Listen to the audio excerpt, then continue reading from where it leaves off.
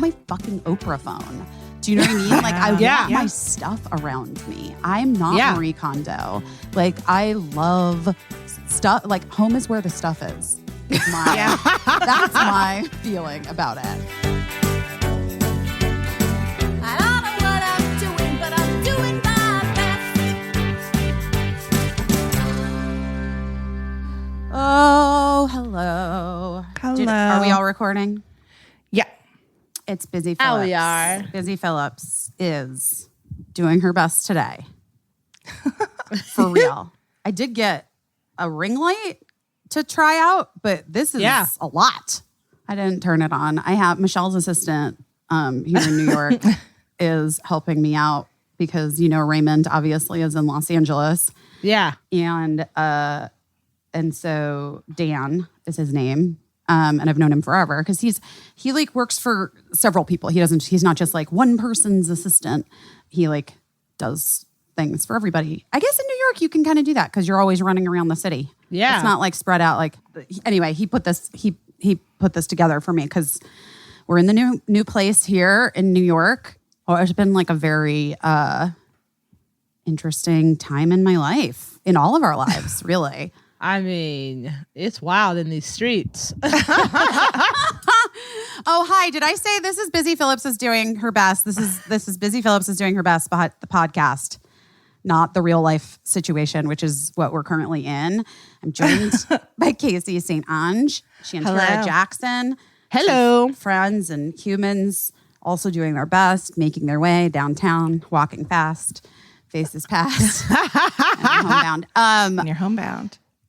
So guys, we didn't really put our house on the market in LA, and we got like an offer that's like a big offer, but not so big that it's like, fuck yes, but also like, I don't know. I'm like, this is like all a lot for me right now in this second to like think about all of these things, but also they only, you know, I was trying to rent our house in LA because let me tell you something, as much as this is like, you know, a lovely big television show for Peacock that I'm doing here in New York, you guys do know what the relocation thing is for actors generally, right? On shows. It's like negative $12. Yeah. It's like, they give you $13 and one-way plane ticket, and they're like,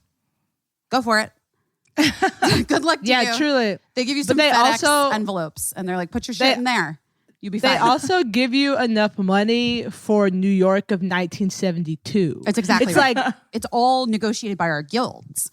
So it's like the Screen Actors Guild like fought for this. And I'm like, I'm sorry.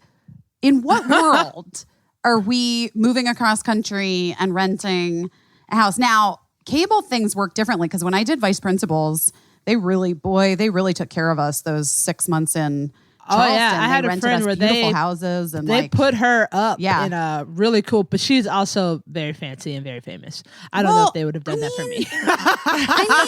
I don't know because on Vice Principals, like everybody kind of got that like cool apartment, whatever they want, like basically wherever they wanted. And I paid. I'm looking for the dimmer still, guys. Sorry. And I paid a little bit extra than what HBO wanted to pay, just because I had my whole family with me, and I wanted to make sure that I always want to make sure the kids are comfortable. And so and for that, like they cannot be in the same bedrooms because I had my children too far apart for them to ever hang. Anyway, you know, and it's just anyway. They could, if we had trained them that way, they could have done it. You know, I found the dimmer. I found it. I knew there was a dimmer. It can't be too bright. No. Also, that shit'll make you go blind. It is very bright. Do not look directly into the LED light. Shantira, Caissie, were we working together when I got snow blindness from No, it was the photo just shoot? before. It was just before we started working. I don't think I've ever told what photo shoot it was. Okay. No, I don't think so. That sounds right. When I did the cover of Health magazine in a bikini And I was like so excited about it because I felt like this was like, it was really cute bikini and it was just like a fun photo shoot to do. And they were like, we really want to get natural light. So we want to shoot outside in your yard. We shot it at my house. And I was like, oh, fun. That's fun. But so also what they wanted to, I also was a lady at the time pushing 40, you know, whatever the fuck that means. But like they, so we're outside natural light, but they also just like blasted these ring lights, like so that it was just like my skin looked like I had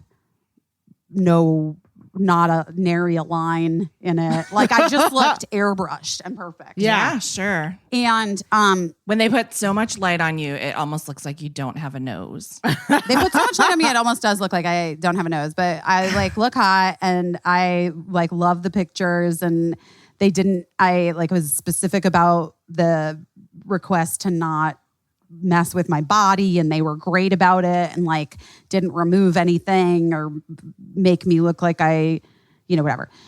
However, the ring lights were really bright and they're like, open your eyes, open, keep going, keep going. And I was like, okay. And the shoot was like, it was a long day and there was a lot of stuff that was outside and then also with the flashing ring light that was like right in my face. And 6:30 p.m. The photo shoot's over. People are wrapping up, leaving. And I'm like, oh, God, I washed my face. And I was like, oh, God, Kendra, my makeup artist who I always work with, Kendra, what did you use on what is this eye makeup? It's like burning in my eyes. And she's like, well, that's the mascara you always use, Biz. Like, I didn't change anything. And I was like, oh, my God, it feels like I have like, do you have an eyelash in my eye? She's like, no, you're fine. I was like, okay, gosh, okay. She's like, maybe just go rinse your eyes out again. I'm like, okay, I will. I went to rinse my eyes out. I was like, oh God, it's getting worse. It's getting worse. It's getting worse. I tried putting Visine in it, made it so much worse. Oh, I got like ice packs out, was like putting them on my eyes. I didn't know what the fuck was happening. It probably like burned your cornea or something. Shantira, guess what I did? What? I burnt my corneas. I knew it. Well, you're a blue-eyed person. I know. And blue eyes are more photosensitive. Very delicate. It's called snow blindness. And people often get it. They get it from skiing and snowing when from how bright the light is that reflects off the thing. It's a hilariously unrelatable affliction. Like you get it from skiing in Aspen or from a bikini photo shoot. And yachting. Like being on the open ocean in like in a boat in the Mediterranean. I swear to God. Like Anderson Cooper has had it. You know what I mean? Like, of course. Also famously blue-eyed Anderson Cooper. Yeah. Also, Anderson Cooper is a Vanderbilt. A Vanderbilt got snow blindness. Okay. Yeah. No, he's like 100% like exactly. Anyone that you've ever met who like has a trust fund or comes from money, someone in their family has had this. And it's terrible. It's terrible. But anyway, I ended up at Cedars. I ended up in the hospital because I had a cornea infection once. Oh my God. And it was like the most painful thing ever. And like they gave me a droplet that like it was like a cream. Like it was in an eyedropper, but when it came out, it was like I had to wait for it to drop. Like I could look at it. And then it was like a salve. Like when it hit my eye, I was like, yo, medicine is fucking wild because this feels great. They gave me at Cedars, they gave me like, they numbed my eyes. They like gave me those like goo to put in my eyes. And then, and she's like, the only thing that you can do is just wait. It heals. You have to wait. Yeah. And it's wild. And it they gave really me like bad. legit Xanax to take. Like I had to take, cause I was panicking and freaking out. It hurt so bad. And I was just like, I couldn't open my eyes. I couldn't close my eyes. It was terrible. So anyway. Your body does a wild thing. Cause when I had a tear in, like a cornea infection. It hurt so bad. From a contact lens or what? It was a contact lens, and like I felt like I was like high. Like my body, it hurt so bad that my body was like, go to sleep in the car until you get to the doctor. And I was like, no, body, we have to stay awake. It's like the kind of pain when your body's like, go to sleep because you can't do anything about it. No, you just have to wait for it to heal. So I like passed out in an Uber, and then I went to like a special eye doctor. I can't remember what it's called, but it wasn't just like a regular eye doctor. She was like a lady who specialized in like taking care of corneas. She knows all about the cornea health. Yeah, and it costs extra, but that's when I was working at a job that was giving me all kinds of insurance. Shout out to that retailer. That's what retailers are good for. Retailers and coffee shops, generally speaking. Well, guys, so luckily, I don't know about. I'm not facing any current eye issues. The dimmer's down, so I think we're safe for the time being. But how are you guys doing? Is anyone doing their best? I feel like I'm turning a corner, and I'm doing my best at a few things, and I'm trying hard. And I think I was up all night and I was crying all night, which is awesome. But it's par for the course right now. Yes. I know. Right? I was going to say. It's like... It's a lot. Everyone's crying at everything. I'm seeing a lot of men saying they're crying about things like guys I normally consider pretty stoic. So if they're all losing it, then what are we expected to do? I don't know. But I don't know. Let's go around the table. The proverbial table. Caissie, what are you doing your best at this week? I don't know. I waxed my eyebrows. Wait, let me see. Let me see. They look good. But here's Did you dye them too? Yeah, I tinted them a little. They look great. This is something that I do myself. I've always been doing it myself for years because, as you know, fun fact about me, it's not fun at all. It's boring. I have incredibly sensitive skin. I'm allergic to a lot of things. Fragile is the word skin. Caissie uses. She has fragile skin. Yeah, I'm fragile skinned. Fragile skin. Which is interesting, what a metaphor to be fragile skinned. Let me just describe it to you this way. My dad used to love to eat like the little green peppers from a jar, like those jarred green peppers. Yeah. And he would sometimes kiss me on the cheek and that would like ruin my face for a week. I would like get a welt that would spread across my face. I bet you get lime burns too. Yes, I will get a lime burn. I'll get a sunburn very easily. Like I have a bottle of sunscreen right next to my bed and I put it on the second that like the sun wakes me up in the morning. This is funny. White people are wild. The sun is trying to kill you. Yeah, the sun is trying to kill me. Yes. Your delicate alabaster skin. So I do my eyebrows myself and I take a lot of pride in like when they come out good because sometimes they don't. But I've just had a bad experience like trying to get them done in a salon where obviously you can't do that right now anyway, but like even in the past, I tried to go to a salon a couple times and like gotten my face ripped off because they're used to dealing with people with non-fragile skin. So I'm curious though why you do a wax and not a pluck. For real, my eyebrows are so thick that I get like a 5 o'clock shadow. Like they grow back the second that, yeah. So I really have to carve out, so there's 2 of them, first of all. And then I have to really carve out so that they're like eyebrow shaped. A lot gets taken off. So tweezing them just takes forever and ever. And I would have to do it like every few days. So anyway, I just wax them. But they look good. Thank you. And I had really let them go for a long time. So I did like rip off a little skin, which is not typical for me, but so now I'm just, going around with like some forehead scabs, but the eyebrows look fine. I'm on board. I've never had my eyebrows down. My eyebrows are naturally arched. Oh, so lucky. Very lucky. Yeah. So all the women on my dad's side of the family, we all have naturally arched eyebrows. And I'll send you guys a picture of me like as a baby. I'll never forget. My granny went to open the door and I was like behind her. And I'll never forget an adult woman was like, "Oh my God, who arches your eyebrows?" And I was like, "I'm 7. I'm 7. I'm going back to watch TV." Oh my God. I never heard that before. I was like, I don't know what that means. Oh my God. Shantira, I'll send you a picture of myself as a baby. This is like I love baby Caissie too. Because you have the same face. I love anybody who has like they're a baby and then they grow up, you're like, oh my God, that's your baby face. there was a time when I guess my dad left his razor down on the edge of the bathtub, and I picked it up and I just was like shaved the only thing that I could think to shave, which was my eyebrows. I shaved my eyebrows like completely off. How old were you? Like, I was very little, probably like 3, maybe. Oh my gosh. I'm glad you didn't shave your face. Oh my gosh. But I just remember like it was a big drama in my house that I shaved my eyebrows off. And then I remember my mom trying to like pencil my eyebrows back in so that I looked normal, because I'm sure she was probably like, people are going to think I'm letting my kid play with a razor.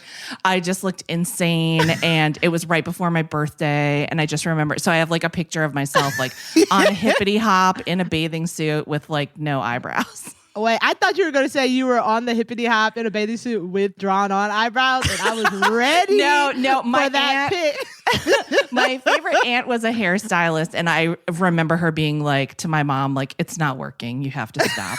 Just they'll come back very soon, but you can't keep doing this." I feel really lucky that my 90s brows grew back. So many white girls were not so lucky.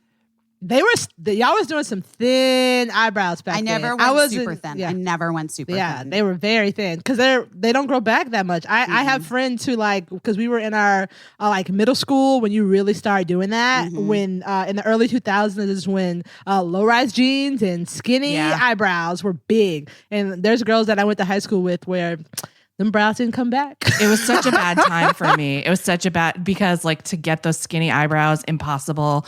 Low rise jeans. I have like a super high butt crack. That was terrible for me. Guys, well, 2 things about that. Number 1, I'm doing this Girls 5 Eva, and there are these flashbacks that take place in the 90s. And also, Caissie, same. I do not have the body for a low rise jean, and I got a hot bod. I enjoy my body. But there is a jean that looks hot on my bod, and it is not a low rise. And you like an extremely high rise jean. I need a high rise. I need a high rise. I have a high, small-ish waist. Like my smallish part is high. Do you know what I mean? Yeah. I'm like short. My girlfriend calls it a tall butt. When you have a tall butt. Yeah. Have a tall butt. You have a tall butt. But I'm like I'm like curvy and go in and out, but it's someone just tried to FaceTime me from a number I don't know. What the fuck? Absolutely not. That no. Ever. Also, I barely surprise FaceTime with numbers I do know. Wow. I love a surprise FaceTime only to Caissie. She's the only person I do it to. Okay, because I would like never not take a call from you, but I will 100% not take a FaceTime from you and be like, "Oh, sorry, I was sick." But anyway, but I'm just gonna have to. I don't know. My waist. I'm short waisted, and that's a thing. I am long legged and short waisted, and in the 90s when that was all the rage, that low rise, it just looks ridiculous on me. And you can't sit down. You got to be standing up all the time. My butt comes out. Like I am not made for that jean. Yeah. It's so much. And like everybody's butt comes out of it. Everybody's we saw butt. So much of the top of everyone's butt crack, but you can feel it. And when it's getting near the hole, that's dangerous. Like that, when the waistband of your pants is about to reveal your butt's outlet, that is not, it's not for me. Butt's outlet is really getting me. I'm in a giggle mood today. It's really good. I am moving into a place now for a period of time while I work on this show here in New York City. And Shantira just moved into her beautiful new apartment. And Caissie hasn't been in her house that long. And we're going to use Framebridge.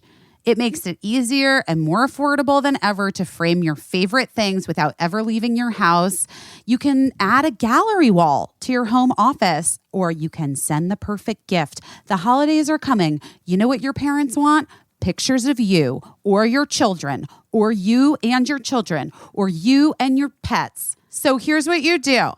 Art prints, diplomas, photos. You can Framebridge anything you want. Here's how it works. go to framebridge.com. I'm doing it today. Upload your photos or they'll send you packaging to safely mail in your physical pieces. You can like preview the item online in dozens of different frame styles and gallery wall layouts. You choose your favorite ones. You get free recommendations from their designers. The experts at Framebridge will custom frame your item and deliver your finished piece directly to your door, ready to hang on the wall.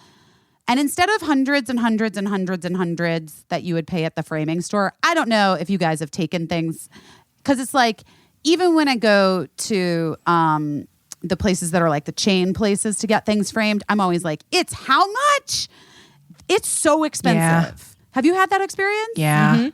It's too much. It's But not wild. with Framebridge. And it Not takes with a really Framebridge. long time. Forever. They're like, Yeah. that'll be $3,000 if you want the anti-glare glass. Yeah. And you can have it in February 2021. Yeah. I'm like, so I just want to send it off. And it'll come to me when it's ready and easy peasy. I know exactly what I'm going to get done from Framebridge. Do you want to hear? yes. Okay, so we bought our house from a family that lived here for like over 45 years. And in the driveway, when they poured the concrete driveway, their little kids wrote their names in the concrete. And it's so sweet. And I see it every day. So I'm going to do like a rubbing of that and then get it framed and send it to the old owners of our house. Oh my God, that's so the nicest thing. nice. Does that count as your one for someone else?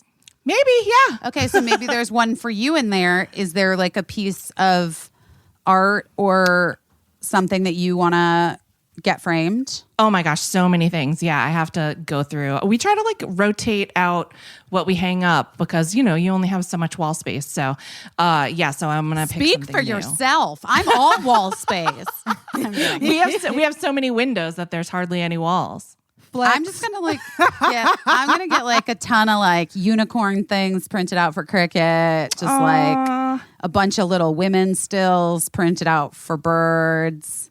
Well, that's good. probably copyrighted. I probably can't do that. But but anyway, guys, our listeners are gonna get 15% off their first order at framebridge.com when they use the code OURBEST. We're really excited about this. Go to framebridge.com and use promo code OURBEST to save an additional 15% off your first order. Just go to framebridge.com, promo code OURBEST. Framebridge.com, promo code OURBEST. Athena Club offers safe and sustainable self-care essentials all in one spot. Is that a good one? Yeah, that's a good one. I liked it. Anyway, Athena Club's awesome. Have you guys been hitting it up? Yeah. Or just the razor? Good razors. You like the razor? Oh yeah, I love the razor because they give you a little magnet for it on the wall so it doesn't get it doesn't rust. I was like, oh hell yeah, they really thought about I know this. because I don't love the disposables. I mean, I'm not gonna, and I don't like paying too much money. It's not great for razors when they always have to be locked up at the store. You know what I mean? Yeah. When it's like the item that's like behind, like you have to call someone over to get them out. But then we're in the Athena Club specifically for their razors. Anyway, they're very sharp, patented blades. It's expertly designed. Like Shantira said, the magnet is cool because the razor just sticks there. It doesn't like fly off in the shower and hit your toe and cut your foot. Did I ever tell you about when I cut my butt with a razor in the shower? Stop it. Because just what you're talking about, because I was shaving my legs and then I went to shave behind the back of my legs, but because it was a small shower, I bumped my arm and hit the hand with the razor in it. It went flying up over my head and bonked me on the butt and then fell to the floor of the shower. And then when I bent over to get it, wow, did that hurt? Because the shower water just went into The cut. Oh, I know that the feeling. cut. Yeah. And so anyway, listen, I appreciate that magnet is all I'm saying. My butt appreciates that magnet. I have to say, it's so genius, and I don't know why it's taken More so people long don't for do it, someone to yeah. have the ingenuity. But I will say, Athena Club razor, we love you. But the best part probably is that the razor kit's only $9, which includes 2 of the 5 blade razor heads. Your choice of the color, I went pink. What's yours? I got a little like a pastel blue. Yeah, Nice. same. I got the blue. Of course. Anyway, and it doesn't stop at incredible razors with Athena Club, because they carry all the self-care essentials you need: period care, body care, a probiotic multivitamin, and every product vegan and cruelty-free. So here's the deal, guys. Stop using razors that under-deliver and cut your butt, and switch to, I'm sorry, they probably wouldn't like that, but that fall off the wall and then maybe cut your butt. Anyway, switch to Athena Club. Sign up today and you'll get 20% off your first order. Just go to athenaclub.com and use the promo code BEST. That's ATHENACLUB.com with promo code BEST for 20% off. Shantira, what about you? What are you doing your best at? What am I doing my best at? I went and got tested for COVID this morning. So I think I'm doing my best at taking everything seriously. I'm doing my best at that. I'm doing my best at that. Senators at the confirmation hearing who tested positive 3 days ago, or Lindsey Graham who for sure is positive and refuses to get tested. You know what's wild to me is that as I've gotten older, we've talked about this before, that I've realized that I am really good at setting boundaries and not letting other people really fuck me over. You're the best at setting boundaries, by the way. We were talking about it. I want to compliment you on it, because it's something that I've struggled with in my life, and I always try to learn something from people, and that's my big lesson from Shantira is how to set a boundary. I agree. Yeah, I haven't learned that yet, but boundaries. Who is she? What does she do? Who is she? Where is she? I do love a boundary. My parent, we've talked about this before too, but my parents did a really good job of listening to me and respecting boundaries. And then when I got older, I learned what that was. I was like, oh, my dad does that. When he says he's not going to say something anymore, he does that. So I was like, doesn't your dad? And people would be like, girl, no. But I'm watching it, and it's there are people that have been tested positive for COVID, just talking with no mask. And if I was a whole ass senator, I'd be like, I think the fuck not, you trick ass bitch. You better put on a mask or I'm not coming in here. It's insane. And people are just not doing it. And I'm like, what are the boundaries? If you have if you're strong enough to be I want to be a senator, I'm going to do that. You got to be strong enough to be also, I'm going to wear a mask because that man could kill me. So It really kills me watching people just be so we just going to ignore that they got a deadly virus that could kill you, and you just going to sit in that room? I just don't understand. Okay. I don't understand. Yeah, I don't get it either. I really don't get it. It's so, it's obviously all of this, so much of the last 4 years has defied logic to me. Truly. And absurdity. It's absurd. But it's absurd. These last 2 decades, aka the past 2 weeks, have been some of the most surreal, futuristic, but dystopian fucking insanity. I truly think that we're going to have to take Salvador Dali's paintings down and just put pictures of our Senate up. There is no more surrealism. Fuck a melting clock. Just show me a screenshot of Amy Coney Barrett and Lindsey Graham, or just take a picture of that Rose Garden thing and just be and then we have 2020 surrealism. It is a new visionary feat, because you couldn't paint it. I just this is say, the new surreal. I do feel in a weird way, I hope that this is doing the opposite of the intended effect. It's making people vote. I believe so it. Fucked. Okay. Well, I want to tell you 2 more things. In the middle of the night, as I was oh my God, trying to deal with this, wrap my head emotionally around this thing with my house. What are we going to do? What's going to happen? I don't know. We'll find out next week, guys. Well, I'll know by next week. Because here's the thing, no matter what, if we end up which we weren't necessarily planning on, but like maybe if this is the right thing and we sell the house to these people, like Mark can take the girls back, but I will not be able to go back to the house because I'm working here. And so I would have to quarantine for 14 days and I can't, there's no time to do that. We start shooting on Monday. So you don't get to go back to say goodbye to your house. I would never, yes, I will never, like when I left for 3 weeks to come to New York, like that's it. I'll never, it's weird.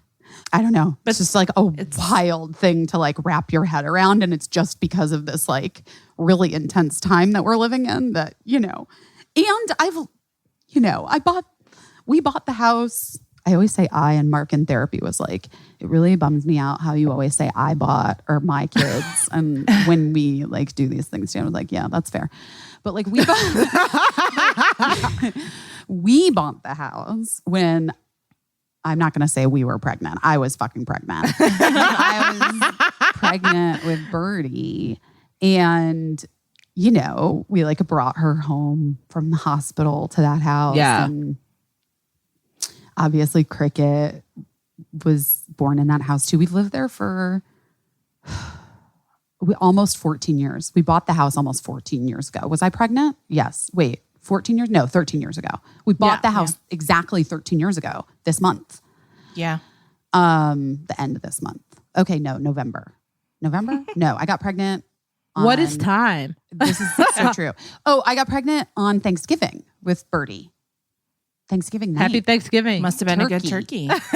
Turkey. Usually turkey makes you go to sleep. Birdie is kind of fascinated and grossed out that I know that I got pregnant that night.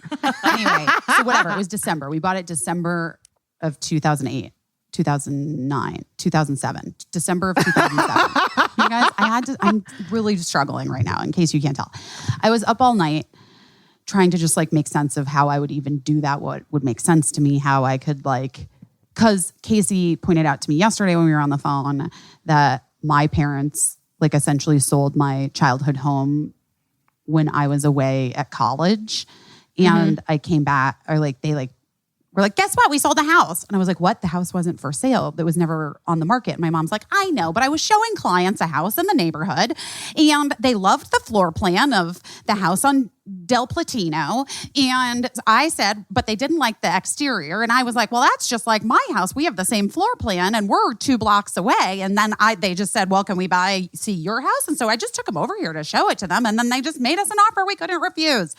And I was like so devastated by it. Like I felt like I had I felt kicked out. Like, yeah, which I know it'll be different for these kids because they get to go home. They get to see it. Yeah. But also like they're not gone forever. You know what I mean? Yeah. They're not 18, like going off to college and coming back and your parents are like, bye, all your stuff is gone. And we, instead of like you and your sister having bedroom, we're just going to have 1 bedroom in the new house that will be for either one of you to stay in.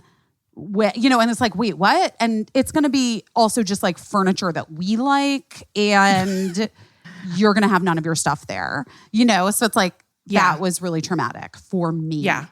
But this is a different situation and I need to remember to always separate myself from that. But this is what I wanted to say. Up all night, losing my shit. Guys, I like in my delirium, I think I was like, I've been going nuts. This house that we're staying in is so nice, really beautiful. It's all gray. Like everything is like gray and brown. It does look like gray.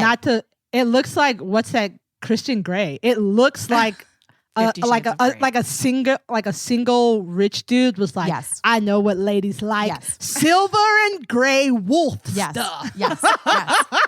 Shantira, you fucking That's what it looks like.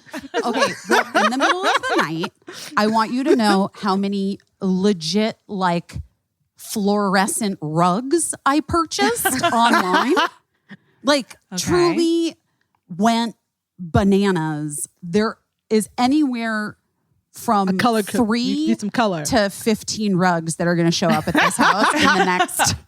And artwork, I bought like prints and I was just like, at least I'm just going to make it like I'm going to just put some color on the wall. I don't even know what's happening, guys. I've lost my mind.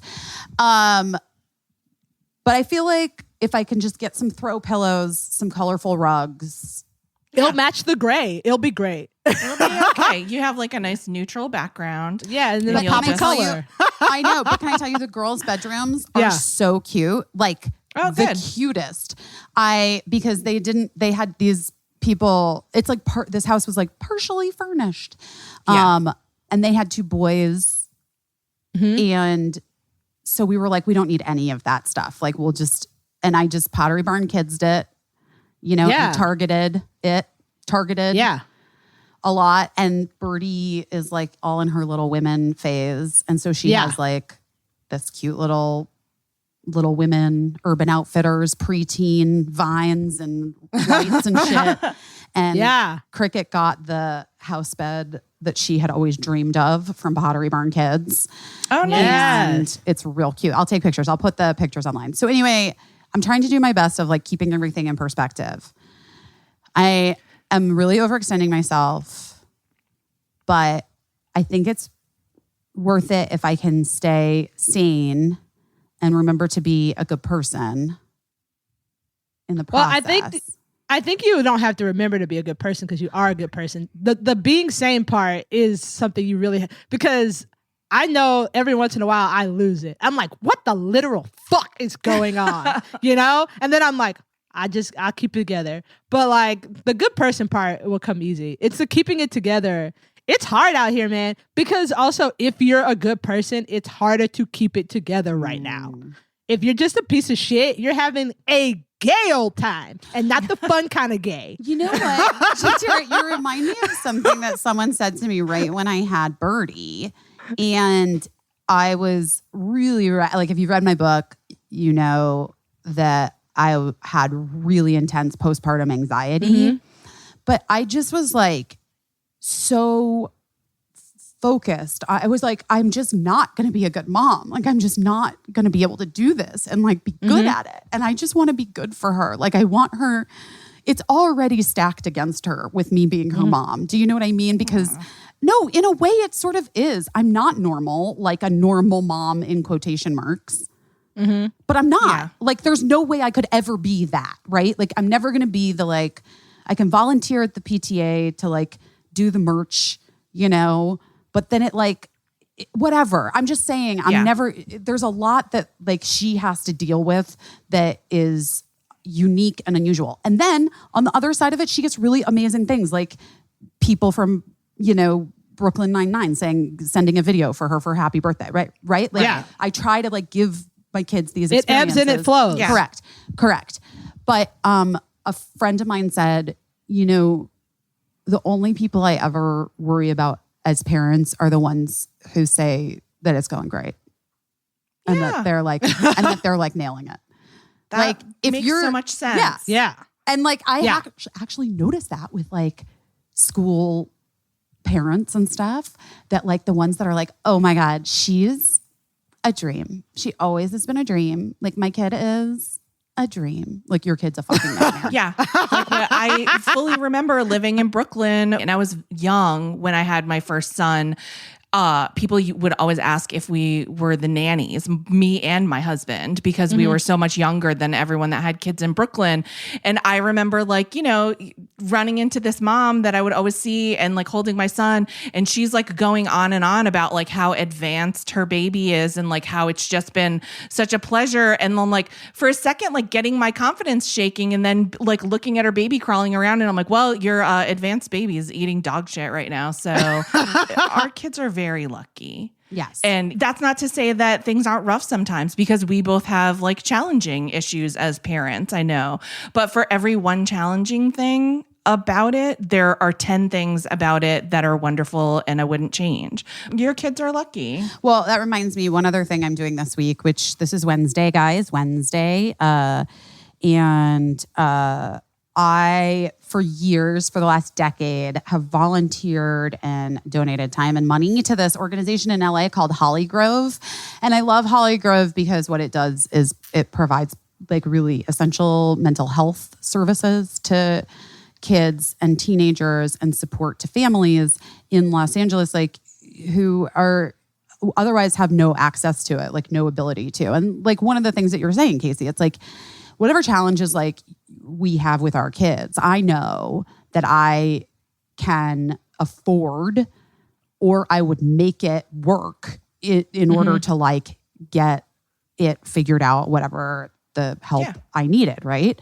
So anyway, I love Holly Grove. We normally do this like fundraiser that's like a fundraiser that, you know, everybody does it, you know, that you go to. Yeah. And we can't do that. So they were doing this like 10 days of giving and the last day is Thursday. And so I am going to do today, all day Wednesday for 24 hours, I'm going to do like a $10,000 match. So if anyone donates any amount of money, donate a fucking dollar. I don't care. And then you post in your stories the receipt, you know, then I'll like match it. So it's 2 to 1. So like I'll double all of the things. So I'm doing that today. Oh, great. Yes. That's a great cause. Anyone wants to do it. I know there's lots of stuff. Oh, and then the last thing I wanted to tell you guys was about how I got really, really drunk on Saturday night on accident because on accident? Yes. So our kids are still doing Zoom school in Los Angeles. And like, I don't know what's going to happen. I mean, this is they're definitely staying for the time being in their Zoom schools. There's no reason to switch that. Right. Yeah. Well, except for if you sell your house in Los Angeles. Caissie? I'm just bringing up something you might not have thought of. Bridges when we get there. Bridges. Anyway, sorry to interrupt. Bridges Sorry to when we interrupt. cross them. Okay. So yeah, that's a good point though. Truly. But anyway, the school that Cricket goes to, Birdie had gone to, this is so weird to me. But like the fanciest schools are the ones that do fundraisers. Like you're already paying money, but then on top of it, you have to donate money. And it's like, how many more fucking 3D printers do you need, elementary school? You know what I mean? Anyway, I love this school. I love the elementary school that Cricket goes to. And every year for the last 10 years, there's been this like East Side families, because it's really in the valley, but like a lot of people live in Hollywood and their kids like go over the hill to the school. Like East Side families wine tasting fundraiser thing. And so like 5 families co-host it.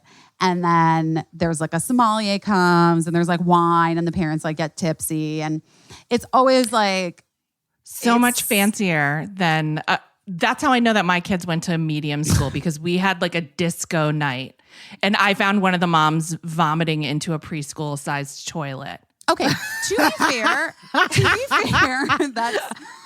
I mean, people have gotten, historically speaking, wasted at the wine tasting event. That's the point. Right. Regardless of the fanciness level, the point is to get drunk, right, at your kid's school. But so I had said when the couple that like had been the main like hosts putting it together, their last kid graduated last year. Anyway, at the event, when I was like drunk and the guy who had like done it for however many years was like, I guess, I don't know if anyone, this is the 9th year. I can't believe we didn't make it to 10 years. If anyone wants to take it for the 10th annual wine tasting event. And I was like, Mark and I are going to host it at our house next year. No, but he knew what he was doing. He knew what he was doing. You don't ask that in the beginning. You ask that at the end. You get them good and drunk, baby. Totally. Soft up. And Mark was like, we are? I was like, yes, this is so exciting. So it went out like in January of last year. I picked the fall because I think wine is cozy. And you want it to be the fall when you're drinking wine. And so anyway, COVID. And so then 2 weeks ago, my very good friend, Sam, who's married to Colin, my ex-boyfriend from college, called because she's like the head of the like party committee or whatever. And she's like, babe, are you still doing this fundraiser? It's in 2 weeks. And I was like, what? I mean, there's no, what? How would I'm in New, sure. Yeah. No, we're totally doing it. And she's like, okay, yeah, I just wanted to check in because like I hadn't heard anything, but like, you do have like a lot of people who have RSVP'd and like, I think, it'd be great if you can figure out a way to do it, but you have to figure out a way to do it. And I was like, I'm on it. I got it on lock. Also, shout out to Sam because she knew you hadn't did shit. And she said, let me go and call Busy and be like, oh my gosh, girl, you did it already, right? I'm sure you have it under control.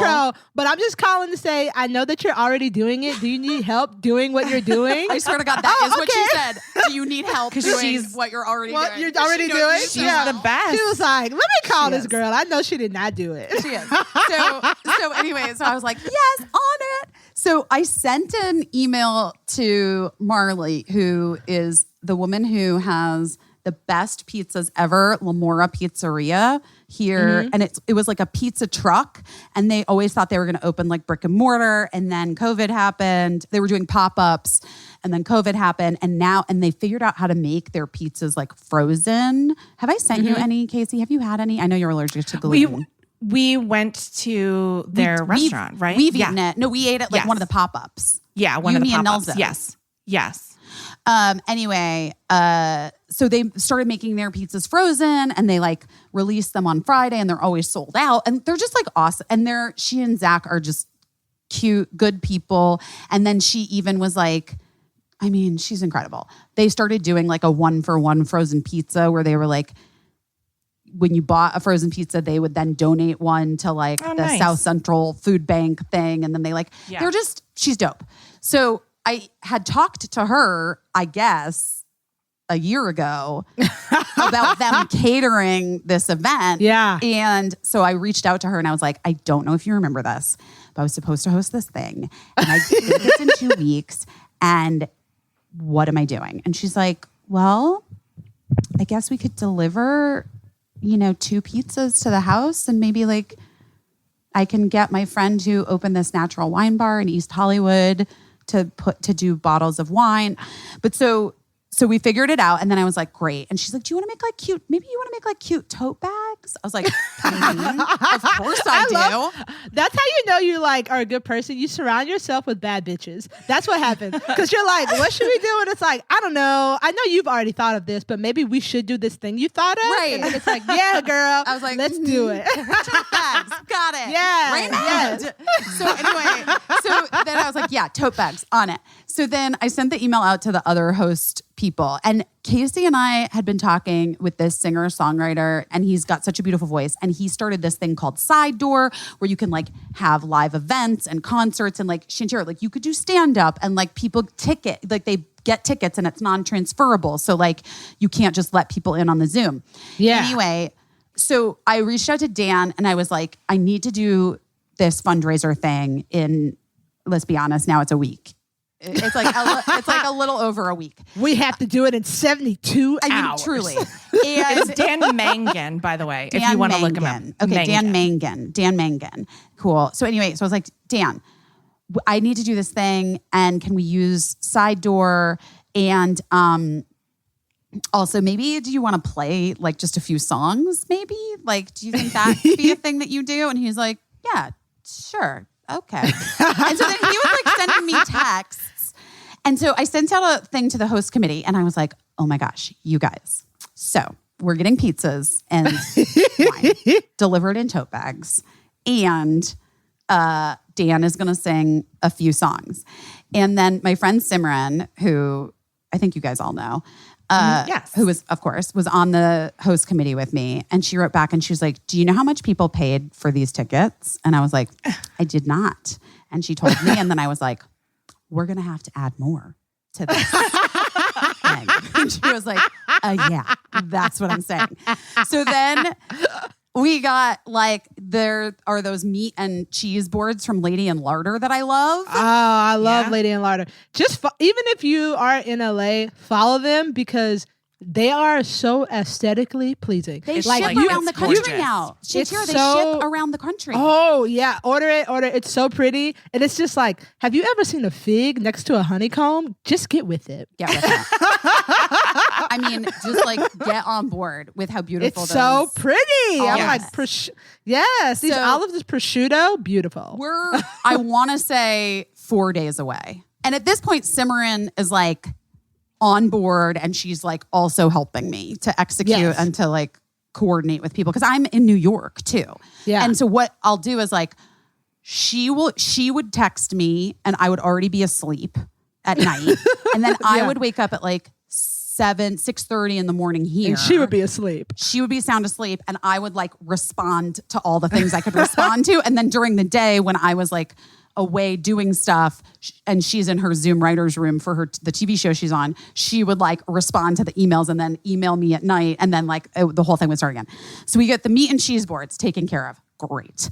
Then I'm like, but we need something else. Like Dan singing a few songs is so amazing. But guys, you know how I'm such a magic bitch?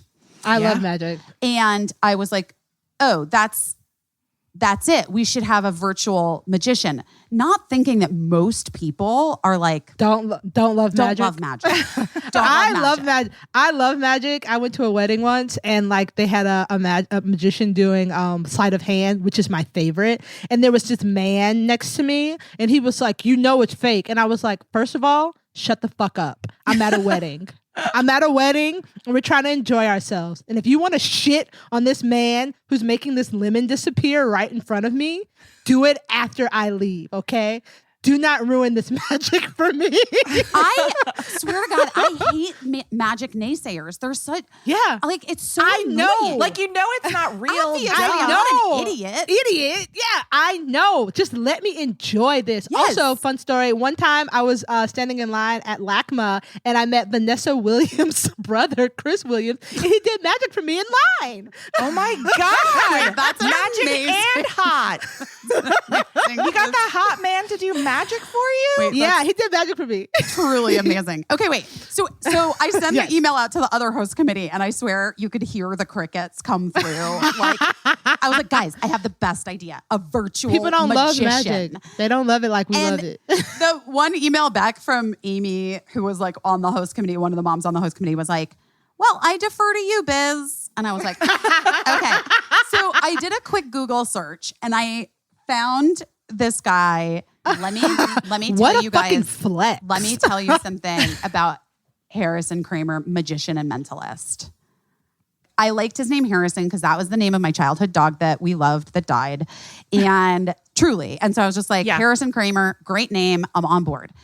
And so anyway, it's all coming together. And then at this point, I sort of like lost steam and I was getting like depressed. This was toward the end of last week. And then Simran, my friend Simran, really, this is like when, you're right, Shantira, I do surround myself with bad bitches. You and have to. And Simran and my other friend Katira, who's I love Katira. yeah, who's Michael Ealy's. Ealy. I can't ever remember Michael names Ealy's when I'm on beautiful wife, and she's amazing. She's amazing.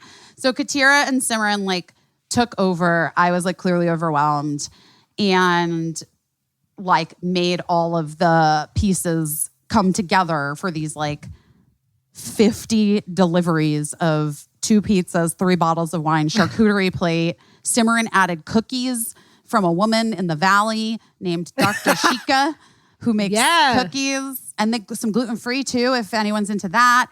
And then we had Dan and the magician lined up, and I was like, fingers crossed it all works. And then the day before the event on Friday night, Simran texted me, so the sommelier from the wine thing will tell us about the wines, and then we'll get, and I was like, oh, right, it's supposed to be a wine. Oh, shit. I didn't ask her to do that. And so then I was like, and I wrote back to, and Simran maybe will listen to this. I don't know. She's very busy. Like, I didn't even have the heart at that moment to be like, I fucking forgot to ask. I just was like, yep, she's going to be there. And then I texted Marley from Lamora. So then Saturday comes around. I wake up super early, stressed. I'm like, it's fine, whatever. Getting it all together. Like all is apparently happening in LA, going off without a hitch. People are getting their deliveries of their tote bags and the wines and all the things. Ray did order the tote bags. And you know, and I was just like, okay, great. And I guess it's like at 8 tonight. And Mark's like, it's at 8 tonight in Los Angeles, busy. It's at 11 tonight here. And I was like, that's correct. That's right. I'm on a different fucking time zone, right? And I've been going to bed. I've been asleep by 10:45. Yeah. So my roommate in college, Diana de los Rios, always used to say, dude, if you're too tired, you just got to drink past it. So showtime. And I started drinking past my tired and I just kept going. And then the show, Natalie from Voodoo Vin came on, talked about the wine. Marley, we talked about the pizza a little bit. Dan sang some songs. It was so beautiful. And then Harrison Kramer. The magic happened. You guys, it was truly magic. It was the best thing that I've ever experienced. It was so much fucking fun that literally Amy, who was like, defer to you, Biz, like was texting, this is amazing and I hate magic. It was like the most fun. He was fantastic. And then Katira did ruin one of his tricks because everybody was real drunk on wine. And she was like, no, that's not what I was. That's not what I said. And then she was like, I feel so bad. I ruined him. And I was like, I think it's okay. Who was drunk? I mean, right. You know. But I loved him. And I want to say to all you people out there who are magic disbelievers and who have to do weird parties for your offices and I don't know, maybe you hire some local magicians because I really enjoyed this virtual magic thing. That's my takeaway. Maybe we should ask Harrison if he wants to perform a magic show for our listeners that we host on Side Door with your friend Dan. Oh my God, should we do that? Caissie. I love magic. Wouldn't that be so board. fun? Yes. I love magic. That's my favorite thing that's ever happened. Why don't we do that? Magic. The holidays are coming up. I'm already fucking depressed. Me too. Because there's going to be nothing to do. I'm not even going to have a house. Right. Everybody who comes is going to be people who like magic. So we don't have to worry about any shitty people. No, you can be an Amy. You can be a magic's not really my thing, but I'm in for you and whatever you like to do. But you know don't come to be rude. No, don't be can't mean. be rude. Don't be rude about magic. There was one dad that was a little snotty, and then even he was blown away. There's always a snotty dad. Yeah. Tell us if you'd be into that. Maybe we can see what Harrison's doing, and maybe we can. I'm host fine a if show. it's just the three of us. So I'm just going to say that 100% we're doing it. I think it's so fun. I think magicians are so fun because if you meet a magician and they do a magic trick for you, that means they got dressed that morning and they were like, you know what? I'm gonna need this big ass quarter in my pocket. Who knows? I love that. I love that. They're just prepping for just maybe they get to do a magic trick for a stranger. And I fucking love that. I love it too, guys. I really love it. It makes me so happy. And, I do too. I love it.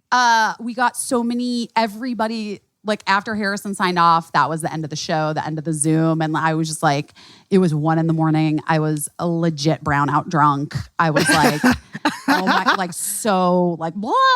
And I was like, I gotta go to bed, you guys. I love you. And they had a Zoom after party. Someone sent out a Zoom and was like, after party in this Zoom. Oh my God. I was that's the best. I threw a really fun, successful fundraiser that now is going to be parlayed into just a year long of Zoom magic events that we host. Shout out to Harrison for making it happen, baby. I love it. I can't wait. I'm a real magic bitch. I can't wait. Okay, so true magician of all things is our guest today.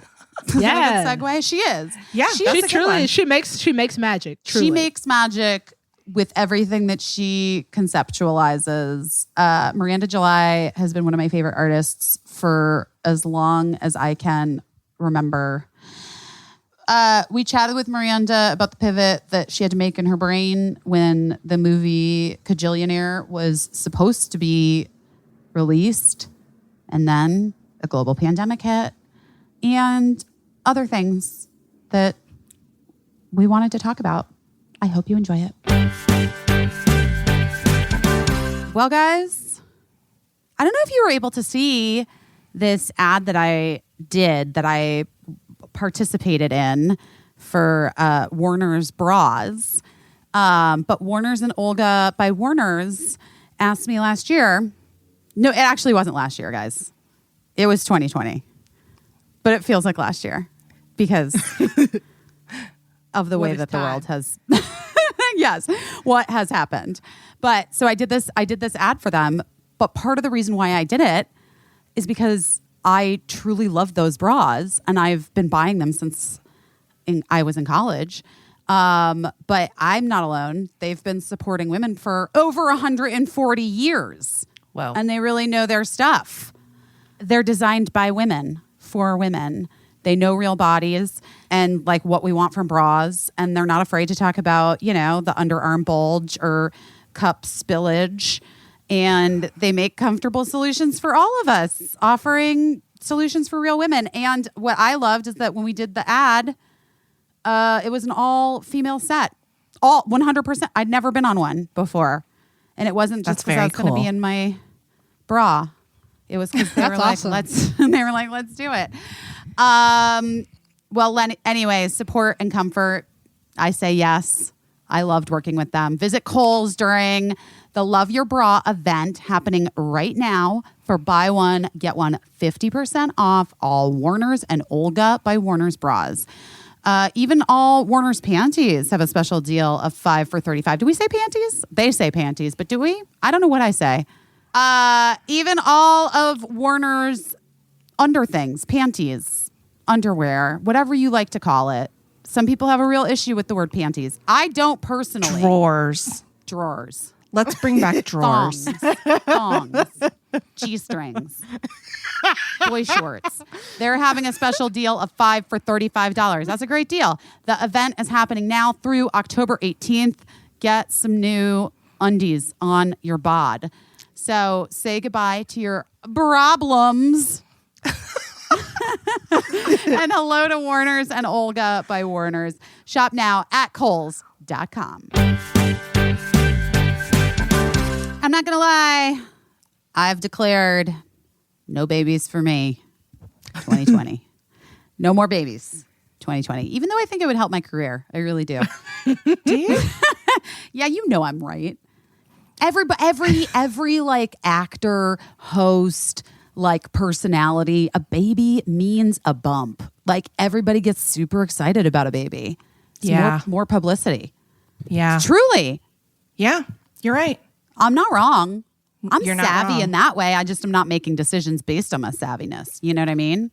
No, wait a minute. Yeah. Wait, that's not what I meant to say. You know what? I'm gonna congratulate you on being ambitious, but not ambitious enough to have a baby just to get a career bump. I don't need the career bump that a baby would bring because I also know the other thing that a baby would bring, which would be too much work for me right now. But that's not to say that you shouldn't have a baby if you want one, or A lot of people still want them. A lot of people still are interested in having those babies. And you know what? We're already in like we can't have a children of men situation happening. So keep making the babies. And here's the deal. You might be like, ugh, can I have a baby? What's my fertility doing? I don't even know. Well, here's where modern fertility is going to come in and help you out. It's kind of amazing. And honestly, we're all going to do it just because we want to see where our ovaries and our eggs are at.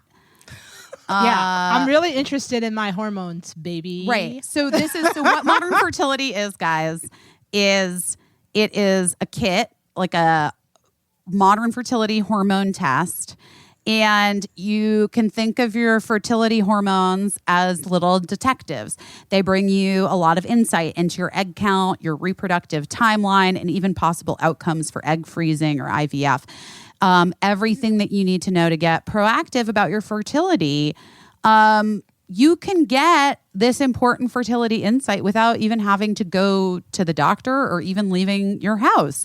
And maybe this is a thing that like you're like, I'm curious about this. This is where modern fertility is for you.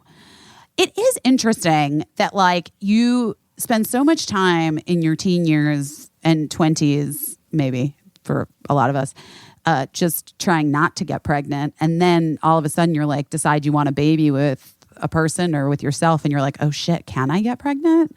Yeah. You Just know? good to know.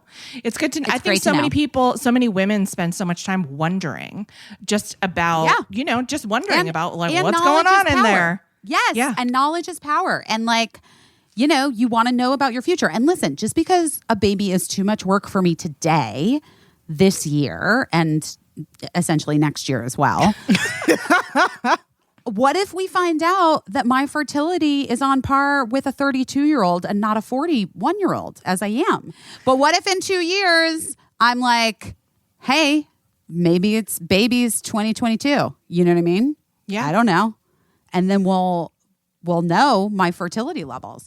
So anyway, that's why Modern Fertility was created. It's easy, it's affordable, and it's a way to test your fertility hormones at home with a simple finger prick. Mail it in with a prepaid label, and then you're going to get your personalized results in 10 days. It's like doing your dog's DNA, only more fun. No poop. And traditional testing, I don't know if you guys know this. I actually never did this, but my friends who have the testing can be very, very expensive, over $1,000 a lot of times. But Modern Fertility only costs $159 and you get the same information. And right now, if you go to modernfertility.com/best, BEST, you can get $20 off your test. So right now, Modern Fertility is offering our listeners $20 off the test when you go to modernfertility.com/best. That means your test will cost $139 instead of the hundreds or thousands it could cost at a doctor's office. So get $20 off your fertility test when you go to modernfertility.com/best. modernfertility.com/best. Okay, let's get into this. Hello, Miranda July. Hi, Miranda July. Miranda, this The is fact that I Shantira. look like hi. I know you guys from listening to this and from the show. I don't get gussied up for podcasts. Like I'm not, I mean, I would for busy, for sure. But just so you know, like For everyone at home who can't see Miranda, she looks amazing. Yeah, you look so great. Like a Hollywood starlet from days of yore, and it's a bold red lip and a red blouse that is just, it's amazing. I'm sorry that you all can't see it, but busy took a pic. So I was on Seth Meyers, and before me was Cecily Strong. And, she had like amazing breasts. And I was, it's like kind of high stakes. You're watching them right before you go on. Sure. But I was so inspired by her breasts that I ran out and got like a clip and got my makeup person to like clip this back so that hopefully a little like open. There's a little. Oh my God. I don't think it really happened. I also had to tape these two things to the side. With tape. This is too visual for a podcast. Anyways, just a shout out to the cleavage of other women. Is that something that you fall victim to yourself? Of like comparison in terms of like that? Like I did just to me, Miranda. I feel like why are you even trying? There's no. You to me strike me as somebody who would be like, who cares about boobs? Oh no, I care. I was also like, oh, in contrast, I'm gonna look like very, very school marmish, albeit from the 30s. And I was like, is it too late to be like a stripper school mom? I'd imagine those existed in the 30s. But that's like it's also like a very Betty Page thing. And I do think that some humans prefer a tits out moment, and some humans prefer a 1930s school marm where we have to do all the work ourselves in our heads. Of course. I mean, I'm counting on it. I also I think this look is a vibe. So like I really do like a look that like everybody can't pull off. So like I think this look is a vibe. So that's just me. Also, you have a firsty lasty name. Miranda July is a name I personally feel you got to say the whole thing. It's good. It's good. I say Miranda July a lot when I reference it's good. you. Well, instead of just Miranda. Joyful to say Miranda. Yeah, July. it's just it's a good name. You don't want to waste it by splitting it in half. Sometimes my child says, we'll be at somewhere public, and they'll call out Miranda July. Like they like saying the whole thing, and I'm like, I like that. Like so well known or something. It just seems very I don't know. Birdie also will scream Busy Phillips in public, but she does it as like an instigating thing. She's not trying to find me. She's trying to like call you out, show me that she knows what she's capable, like her power. But I do think they'd get along. So how are things? Wait, are you on like this full press tour for Kajillionaire? Yes, I am.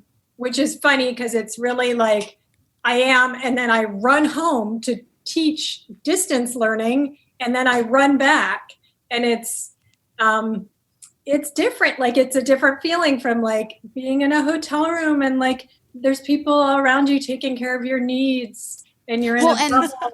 And like, also, when you say you're leaving, you're going to like your my office. My studio where I am now, which is lucky, right? I mean, I really think and feel for all the people who are like just right next to each other. I mean, right. How I would do it. It's, how you do Seth Meyers right next to Zoom Spanish class. I've had it. There's been some overlap and it hasn't been pretty. Yeah. Wait, I did Seth Meyers and Birdie was in the back room doing her Zoom and Cricket was in the front room doing her Zoom.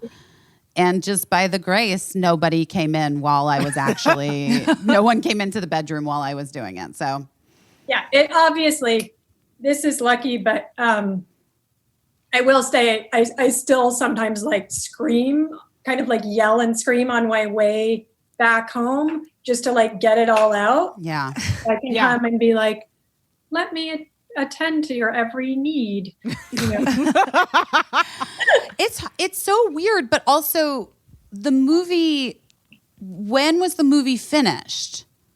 Because wasn't it in Sundance last year? No. Yes. Yeah, we finished. Well, it was at Sundance in January. So it was right before. It came out in June. Yeah. But that couldn't happen. And so I understand, listen, perspective is a given. We understand that you are a person that's deeply feeling and aware of the world. So obviously your first thought wasn't like, oh no, but what of my movie?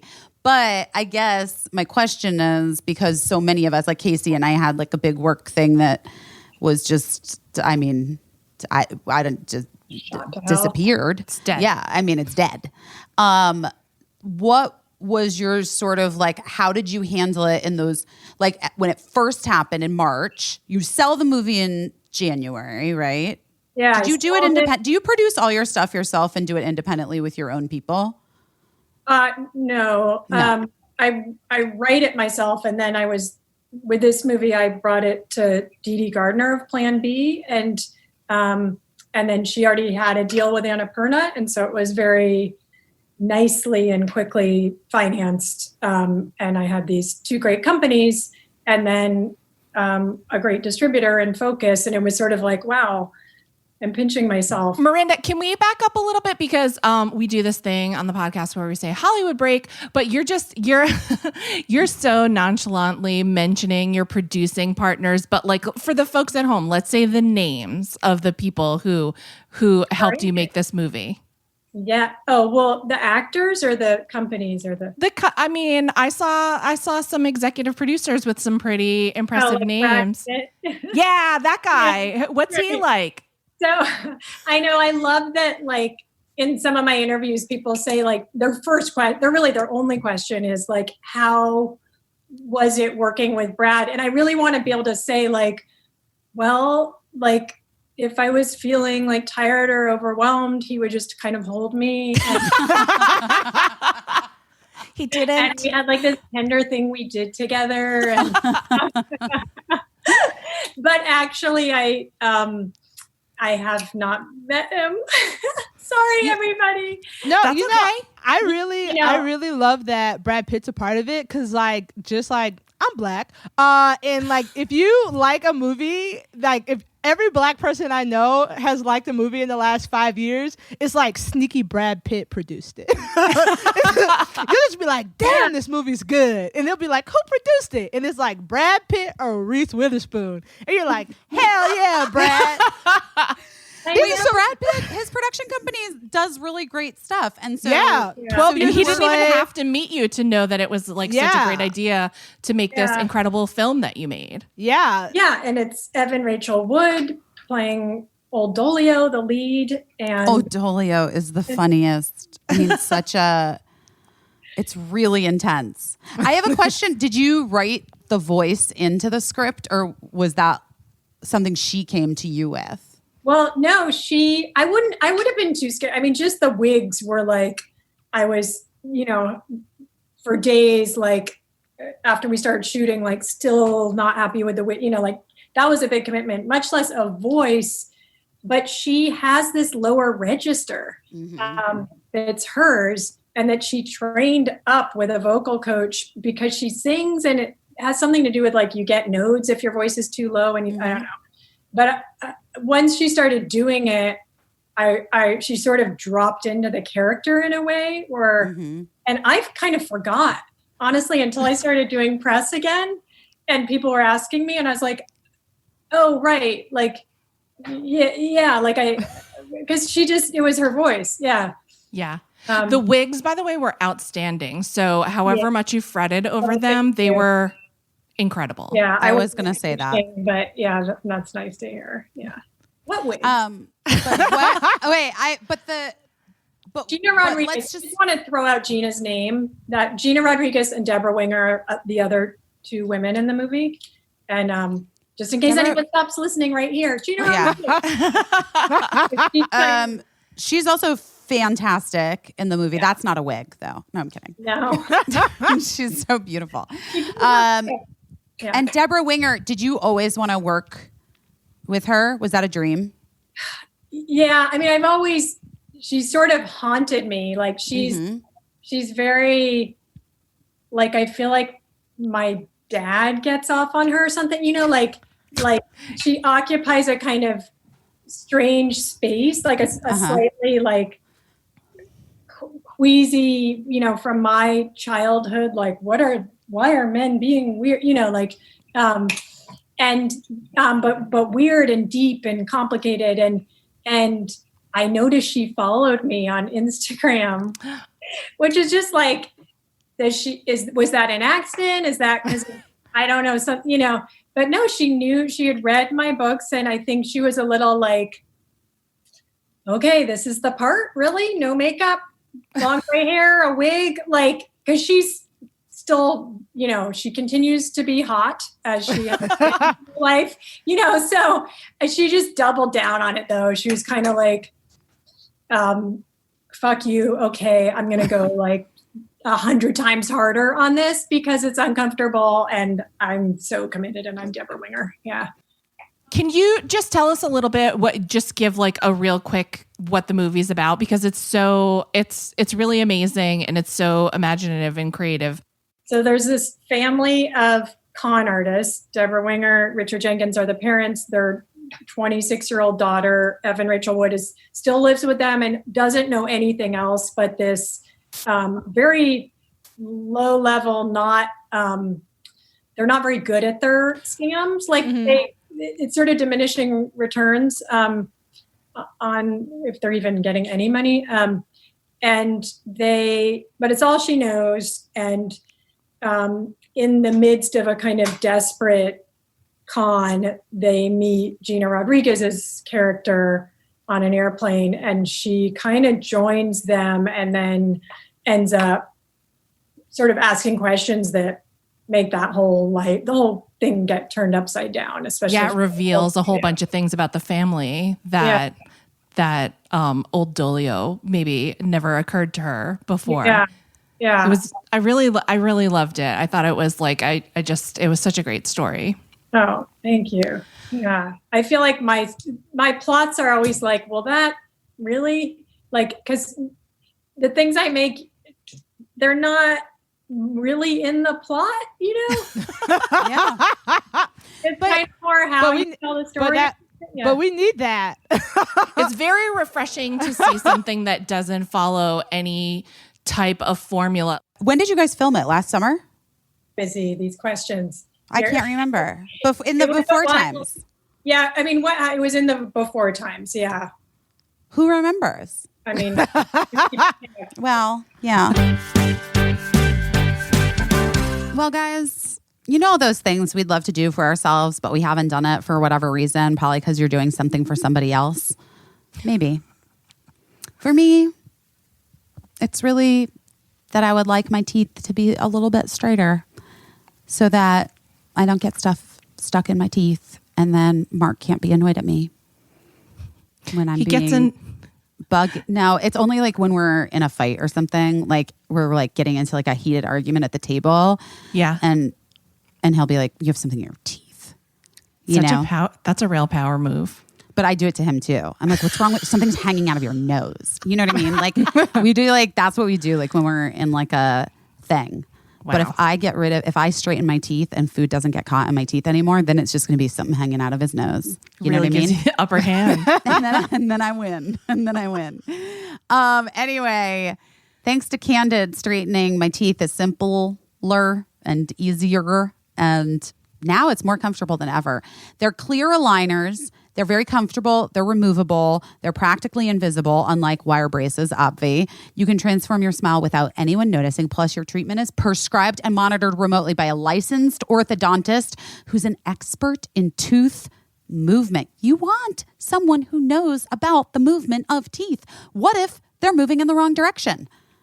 You need that expert to be like, I'm an orthodontist who's an expert in tooth movement. That's tooth is moving the wrong way. We got to move it back. You know what I mean? I got yeah. You need an orthodontist who has your teeth back. Yeah, exactly. You know, some other companies just have general dentists. Boo to them. No offense. General dentists are good for general dentistry. I'm happy to see a general dentist and have him scrape my teeth and tell me how we're looking in there. But when it comes to straightening those teeth, I need an orthodontist who's an expert in tooth movement. Candid is the way to go. Your treatment includes remote monitoring by the same orthodontist who created your plan. So you never have to wonder how you're doing. You'll always know. I love that.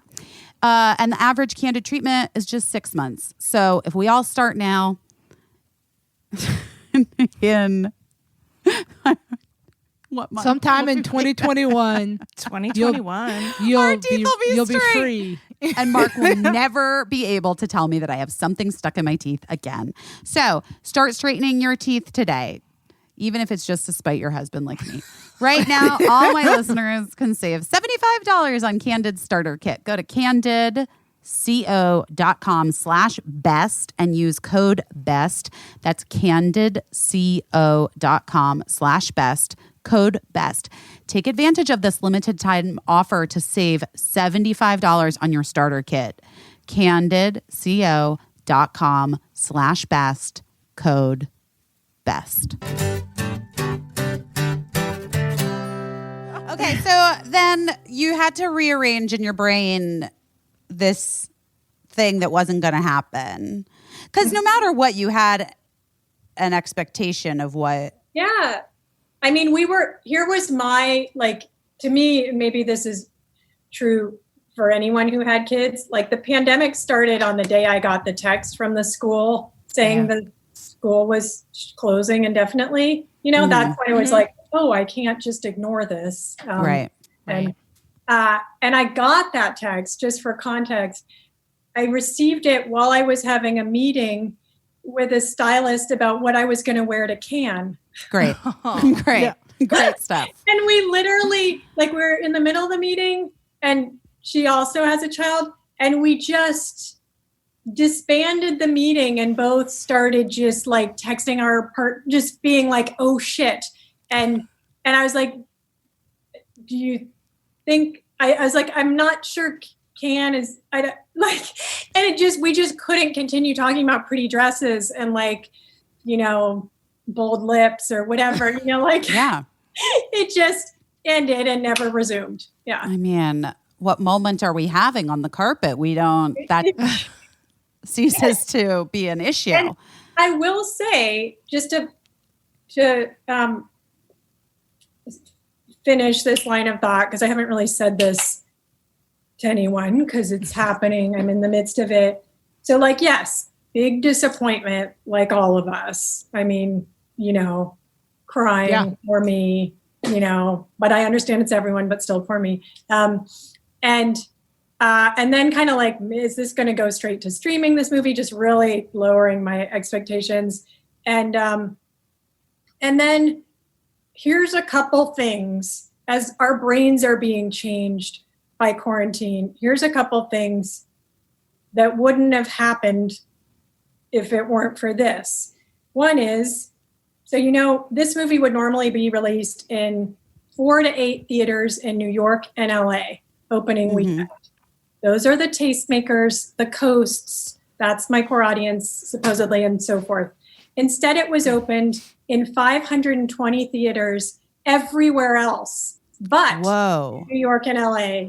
Wow. And so the people who got to see it first are, I mean, I'm getting messages from like 16-year-old boy in the suburbs of Pennsylvania, like, you know, who just deeply identifies with Old Dolio, and all like, it's a complete inversion. And I had this thought this morning. I was like, if instead of having your goal being like making money in the ordinary way, if instead your goal was, let's say, like, oh no, a whole bunch of people feel very disenfranchised and alienated and disengaged from democracy and what they see, you know, on the screen. What could we do to change that?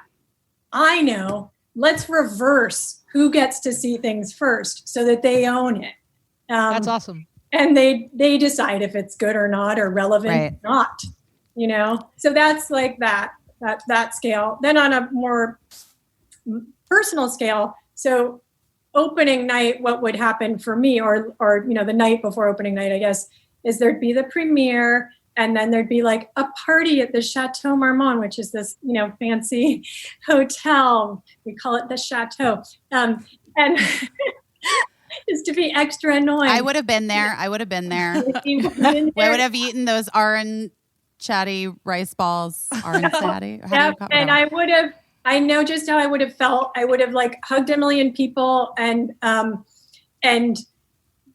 been like, thank you all night, and trying to remember people's names and really truly honored and grateful. Instead, what happened was I drove down to Orange County with a few people, like my favorite people who worked on the movie, not very many. We got tested, we saw it at a theater in Tustin.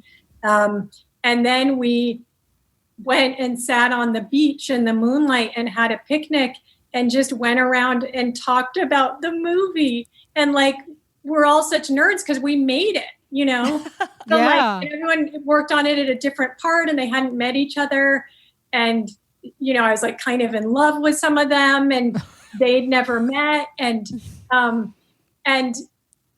was like, oh, no matter what happens going forward, I will always have this, because this is the best. This is so much, like, I went home feeling like so happy, so fed, like my cup runneth over kind of feeling. And it's not that, you know, there's a place for the party or whatever, but I was like, I never tried that. There was never time. I never knew. And why would I, you know, I would be busy on that night, you know? Right. And it just, I guess, I mean, it's not the first time like I've been through a crisis and come to sort of, I mean, all you can do is own it, right? Right. Yeah. In the end, you're like, here's what I have that's now a part of me, and I'm not letting go of it, you know, even though I wouldn't wish this on anyone, I love that so much. Yeah, I really do too. And I think that's such man, all the things that like you wouldn't have had time to do it. It never would have occurred to you to do it. You couldn't have even if you'd been like, you know what I really would like to do?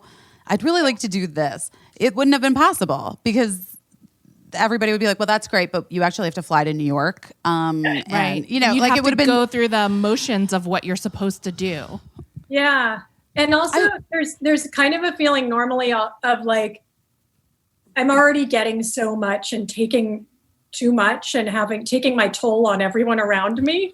But that's how I always feel anyways when I have something coming out. And instead there was this feeling, I will acknowledge, of sort of like poor Miranda. for once. You're like, yes. And I fully made use of that. I was like, yes, and you're coming with me. Oh my God, that's amazing. I really love, everything that you've been saying. I really think about how I love pop music, about how so many people give teenage girls guff, about what they like, about how their opinions don't matter, and how so many people think that 16-year-old in Philadelphia isn't a taste maker, or how those people, because they don't live in a major city, that they shouldn't get to enjoy really wonderful art. And right. I think that is such a beautiful, I might cry, that is such a beautiful opportunity, because you get pop stars because of teenage girls. You get the people who are in LA and New York are the 16-year-olds from Philadelphia from when they turned 18. They moved to LA and New York. So I think that was it's such a wonderful opportunity to give that to people, especially right now. Well, and I think they don't ever get to. Cool. It never. Those movies rarely open. Yeah. This is the thing that Caissie and I have talked a lot about, is just that I have a whole theory that where we are now in terms of our political sphere and Donald Trump and the sort of very intense delineation between thinking in the country has a lot to do with that 20 years ago-ish. All of the sort of artists who wanted to say something meaningful in the art of our time, which is television, went behind paywalls. And then all of the free art that everybody gets to consume was just reinforcing bad ideas like CSI and Who Wants to Be a Millionaire, and you have to get more money and you have to fuck the girl on the honeymoon suite or else whatever. And all of the sort of progressive ideas that help push our culture forward were shut off from people who, we all deserve to have our minds expanded by art. Yeah, God, I've been trying to have that idea or having this on, it's I've had that thought about just we had a bad feeling about reality TV. But we weren't sure. We were maybe we're just being snobby, and and we were, but what you're saying kind of brings it home to me. I understand it's not just that, it's that and nothing else too. It's that. Yeah, it's that, and not being able to, and being told this other thing is out of your price range. It's not for you. This isn't for you. It's such a strange, because it's so subtle, but it's the same exact, when you think about it. Have you ever put your hand on a door to a fancy purse shop and had the security guard be like, no, these purses aren't for you? or had a sales lady say this doesn't come in your size or whatever. It's like that moment really stings, but the same thing happens in art and culture all the time, is actually so insulting. Yeah. We're all speaking the same language. But this is why this brings me to this, Miranda, which is that you successfully also, I loved Kajillionaire and we all loved it. And, but my favorite, I love so many things that you have done and created and made in your career. You know that. But my favorite thing that you've done was Free to Everyone. And it was and sort of like an Instagram movie stories on multiple Instagrams. Yeah. You mean with Margaret? Yeah. Yeah. But so okay, how do I even get into this? Do you want to talk about it? Yeah. Can you explain a little bit? Yeah. Okay. So, I mean, I don't know how it seemed. It's sort of like my experience of it ruins but probably how it appeared to Busy. As a viewer. Yeah, as a viewer. Although she could have been more probably if she wanted to be. Was that just one day there was a post with Margaret Qualley and I having a FaceTime call, and we were in like an impossible, some kind of affair romance situation. Yeah, like you were in love, but you guys were like you were playing like yourselves, sort of, and you were in love, but it couldn't happen. Yeah. And you posted it, and at first I think, and it was just one post among other things you were posting. Yeah. But then if you followed Margaret as well, she also had her own posts. Right. And then Rashida posted, or was Rashida just in? It just kind of kept going. Like, we kept sort of torturing each other across Instagram. Sometimes she kind of had the upper hand, and sometimes I was trying to, win her back, or the other way around.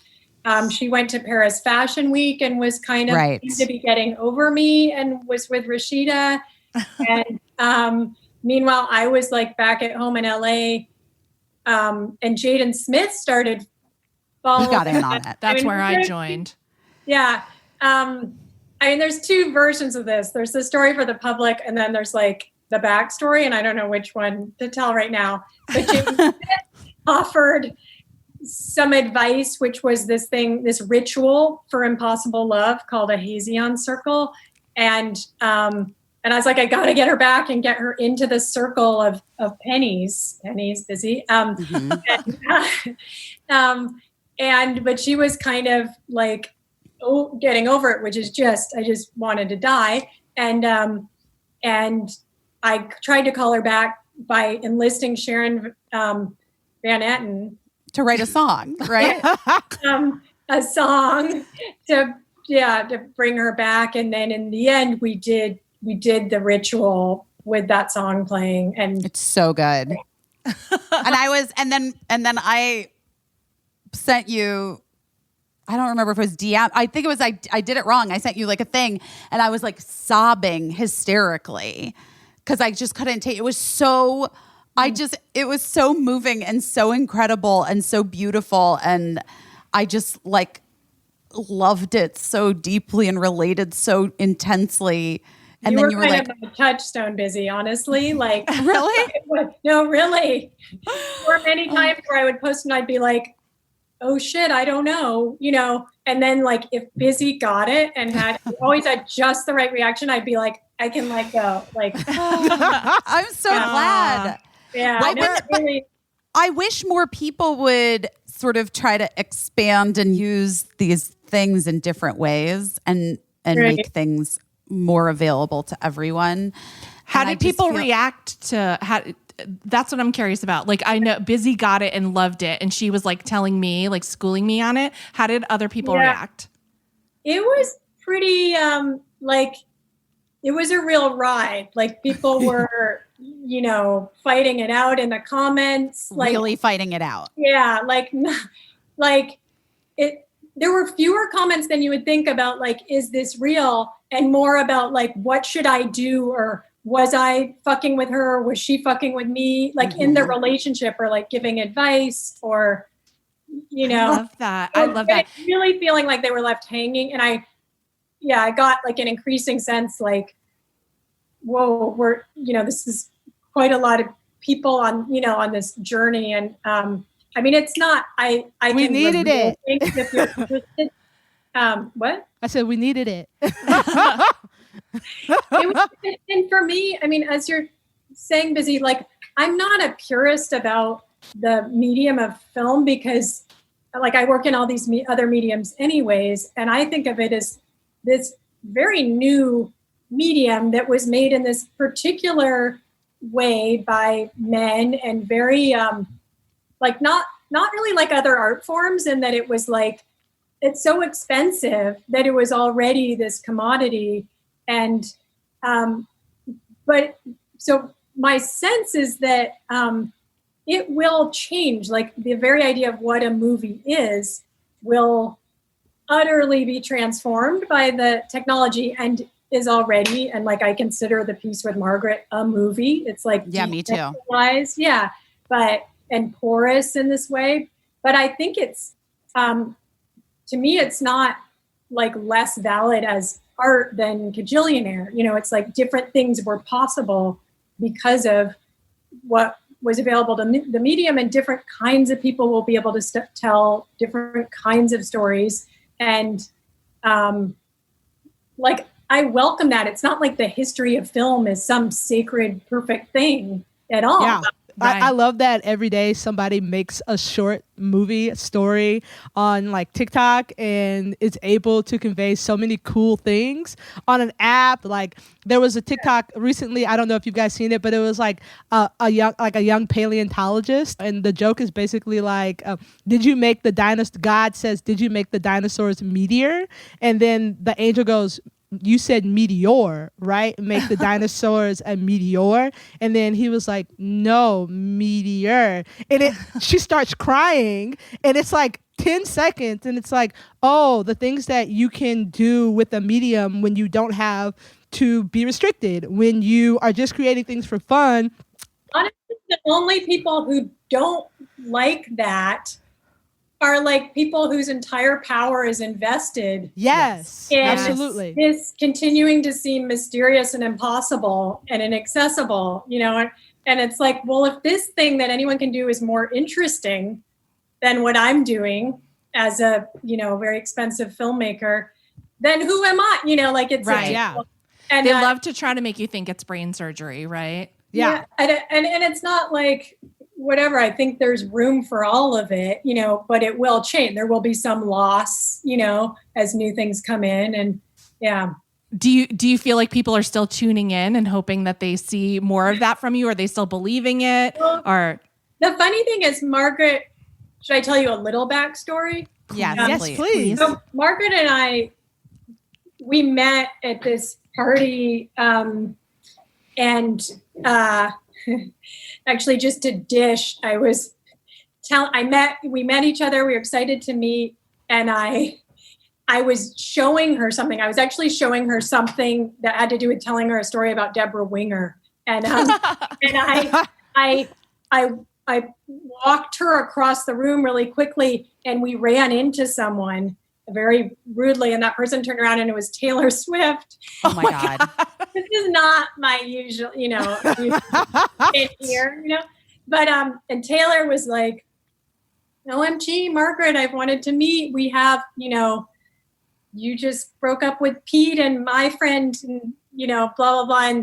And so it became this like immediate, like, you know, Margaret had just gone through this breakup, and like processing that as a group of 3 women, very in one of those, like, you're in deep right away. I love it. And it was clear that like, it sort of felt like Taylor had called dibs on Margaret. I get that vibe from Taylor. Wow. And I mean, bless Taylor's heart, but I was sort of like, oh wait, I did that to myself. Like I ran you into her, you know? And so then it was very sweet to me when at the end of the night, Margaret, so takes my phone and puts her number in, you know, and it says like, if you ever want to make something, you know, I'm your girl. And then I texted her, but she was already in New York. And so I was like, oh, okay, so it would need to be something through FaceTime. Like I think I can do that through like a screen recording. And we had talked about, we had like a funny conversation about men who are older than both of us. And she's 25. So this is a real, who had let's just say flirted with both of us. Yeah. And we were like kind of processing this certain kind of dynamic. And so in some ways in that very first one, I was thinking of myself almost as a guy like that. Like, like I have a family, and you're so magical, but like you're fucking with me, but I obviously, loved it back then, but now I'm like, I don't know, I wasn't even really fully being myself yet. But then I realized the second we were done, and I started with a script, but we just kept going. We improvised. So the last half of it is improvised. And that was so fun. And I was like, oh, this is magical. And we stopped. And I was like, Margaret, we could just keep doing this. And she's like, oh, absolutely. And at that point I was like, but I'm not going to keep being that guy. Like I need to shift this. And not that anyone else would notice this, but just little acting behind the scenes thing. I need to shift this to be me because I have plenty of these feelings, So there's like a subtle change. And I'm just like full on desperate. Like from that, it's just different. It's slightly different. And then Jaden really did start watching. I just noticed he was commenting. And I remember just like, I had already thought of the Hazion thing, and I was really trying to structure it like a movie. Like there needs to be a payout. Like I need to think this through. And I remember I was about to see Little Women, and I was like, well, this is good. I'll DM him, and he's not going to write back, but at least I'll be watching Little Women, so I won't check, Yeah. That'll kill a couple hours while I get over that. So I texted him right before, and he just wrote back before Little Women even started. Oh my God. He immediately wrote back. He immediately was one of those like, whoop. And he's a doer. Yeah. And he just wrote, he's like, best day of my life. I just fell off my chair or something. And he was so committed. And we were always having these conversations like, oh, Willow's perform on right now. So I just have a few more minutes before I go on. I'd be like, really? Maybe we shouldn't talk right now then. And he's like, no, it's okay. It's fine. We're good. Yeah, it's fine. We have 8 minutes, Yeah. And, that's amazing. You made art out of your life. Yeah. Yeah. Well, and then I wrote 4 pages of dialogue that he memorized. That's incredible. Like, I thought for sure that was something he was like, what if I like had convinced myself that he came in and to you and was like, what if there's like something that I know about? Because he feels to me like a person who would be like, make up a Hazion circle. Right? Couldn't be more perfect. And plus, I mean, he's a really good actor. Like not everyone could pull that off with all those lines. And like you have to buy it, right? Yeah. You buy it totally. Right. So he's really talented. And he would occasionally say, by the way, I just don't do this generally, and I'd be like, oh, no. And then this was the thing that was so sweet. Like the first time we got on the phone, he was like, so I've got some questions for you. And I was like, sure. And if you want like our lawyers to talk or, I was like ready to whatever, do whatever I needed to do for him. And he was like, so about your charity shop, he's referring to like an obscure art project I did in London. He's like, now would you call that art or what would you call that? Like, and then for the next like hour, he just proceeded to sort of grill me about all my work just from a purely like interested person point of view. Whoa, I love him. I love him so much. I love him so much. Wait, what happened with the app? Oh, with somebody? Yes. What happened with somebody, the app? Yeah. But you're talking about it like it just came out. And when was that? It feels like it just came out. Well, right. There was an app called Somebody. Should I say what that was? Yeah. Well, it was my favorite thing ever. It was like you could register for it and then you could be like text into the app. My husband, Mark, is at the Grove with our 2 daughters. I really need him to get milk on his way home. Is anyone at the Grove? Can they find a guy with a beard and 2 little girls and ask if it's Mark and say busy needs milk? Right? Is that kind of that was like the idea behind it? Right. But that whole process was essentially done for you by the app. So you just wrote, Mark, hi, Mark, it's me, busy. Can you get milk on the way home? And then you sent it to Mark, and it would go to the Somebody app user nearest Mark. They would get the message, and then they would find him using GPS, and there's a picture of him, and they would go up to him and say, Mark, it's busy. Can you get milk on the way home? And then Mark would like shit his pants. No, because he had signed up for the app, So did it work? I never used it. It did? Yeah.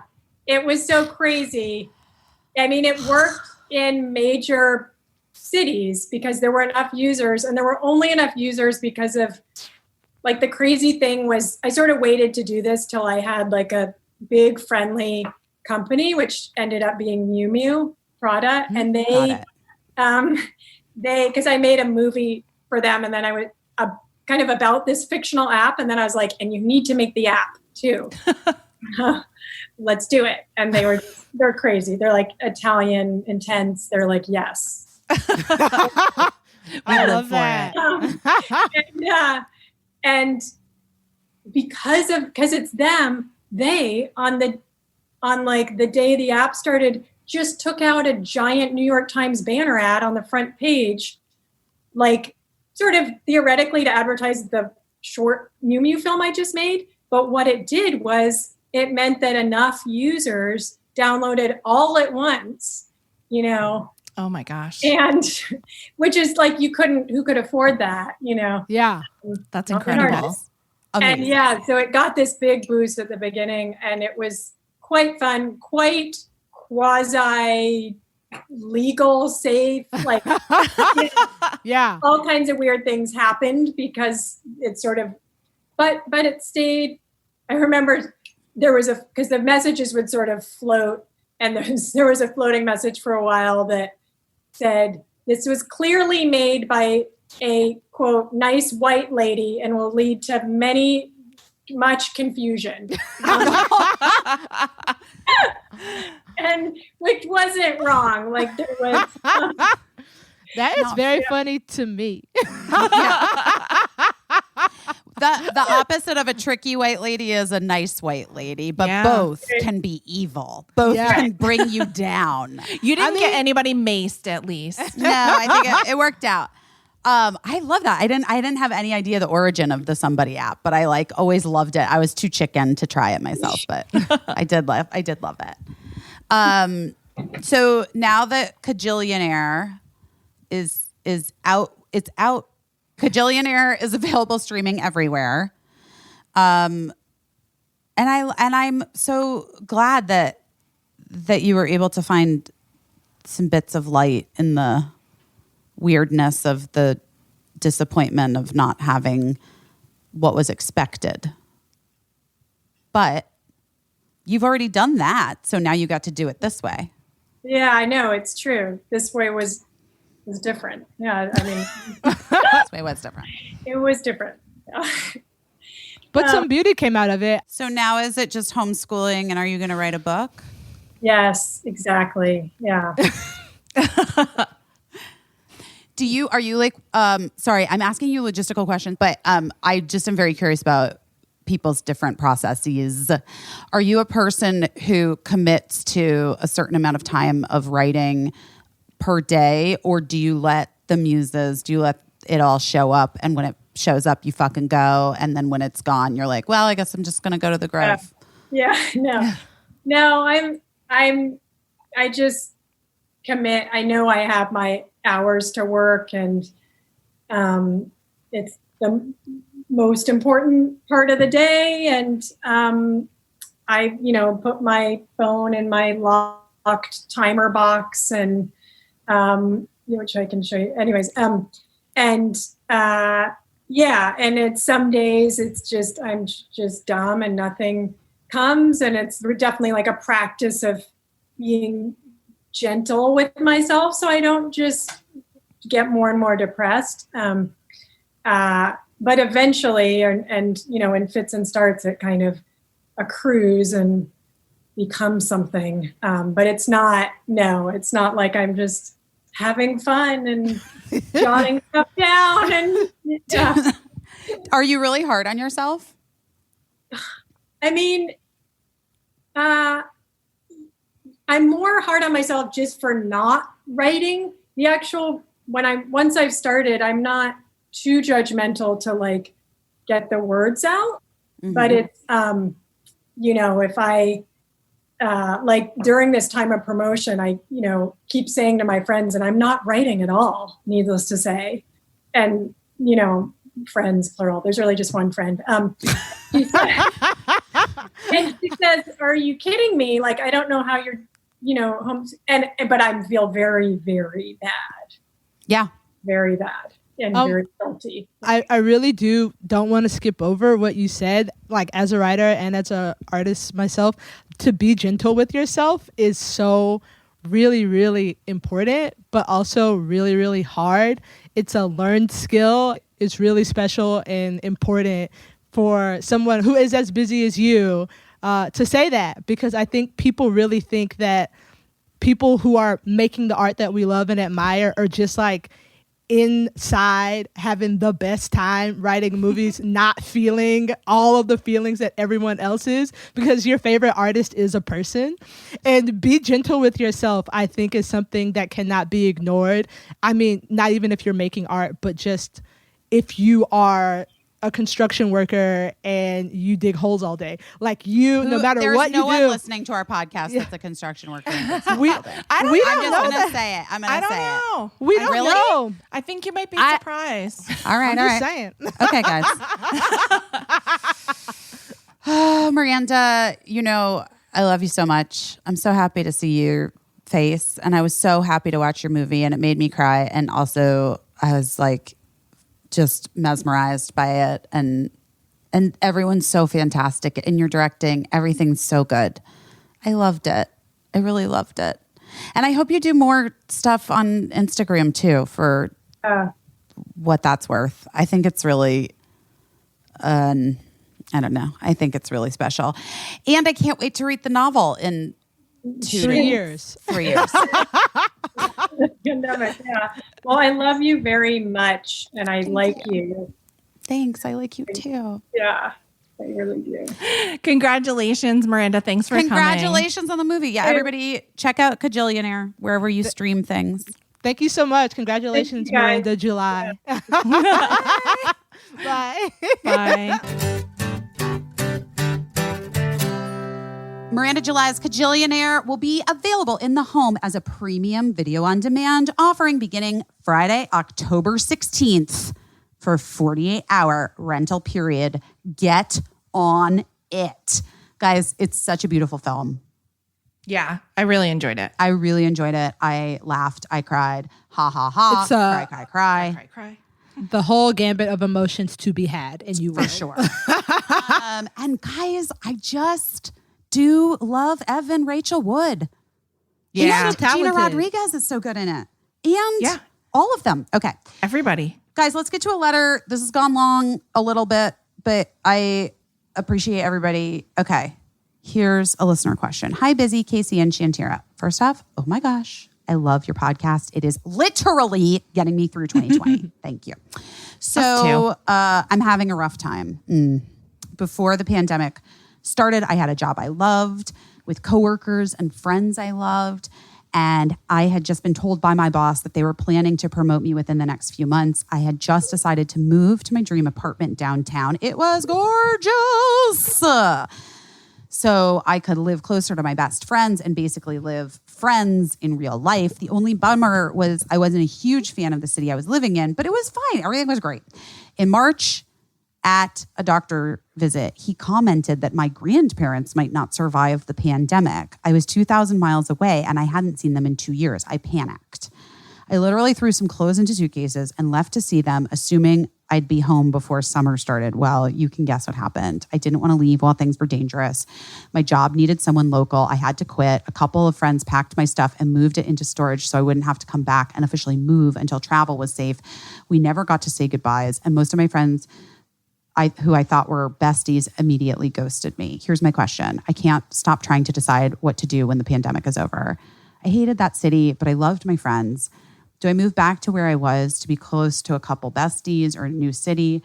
What if I move to a new city and it's a disaster? I feel lost. I don't feel like I can make a decision until the pandemic is over, but I can't stop worrying about not having a plan. Help. Love, Camille. Well, guys, Camille, I feel your fucking pain. Yeah, I was going to say, I think we can all identify very strongly with how you're feeling. Yeah. Yeah. That's intense. I think, first of all, the first thing I would say is maybe don't worry so much about not having a plan, because how can you plan for the unknown? Right. Yeah.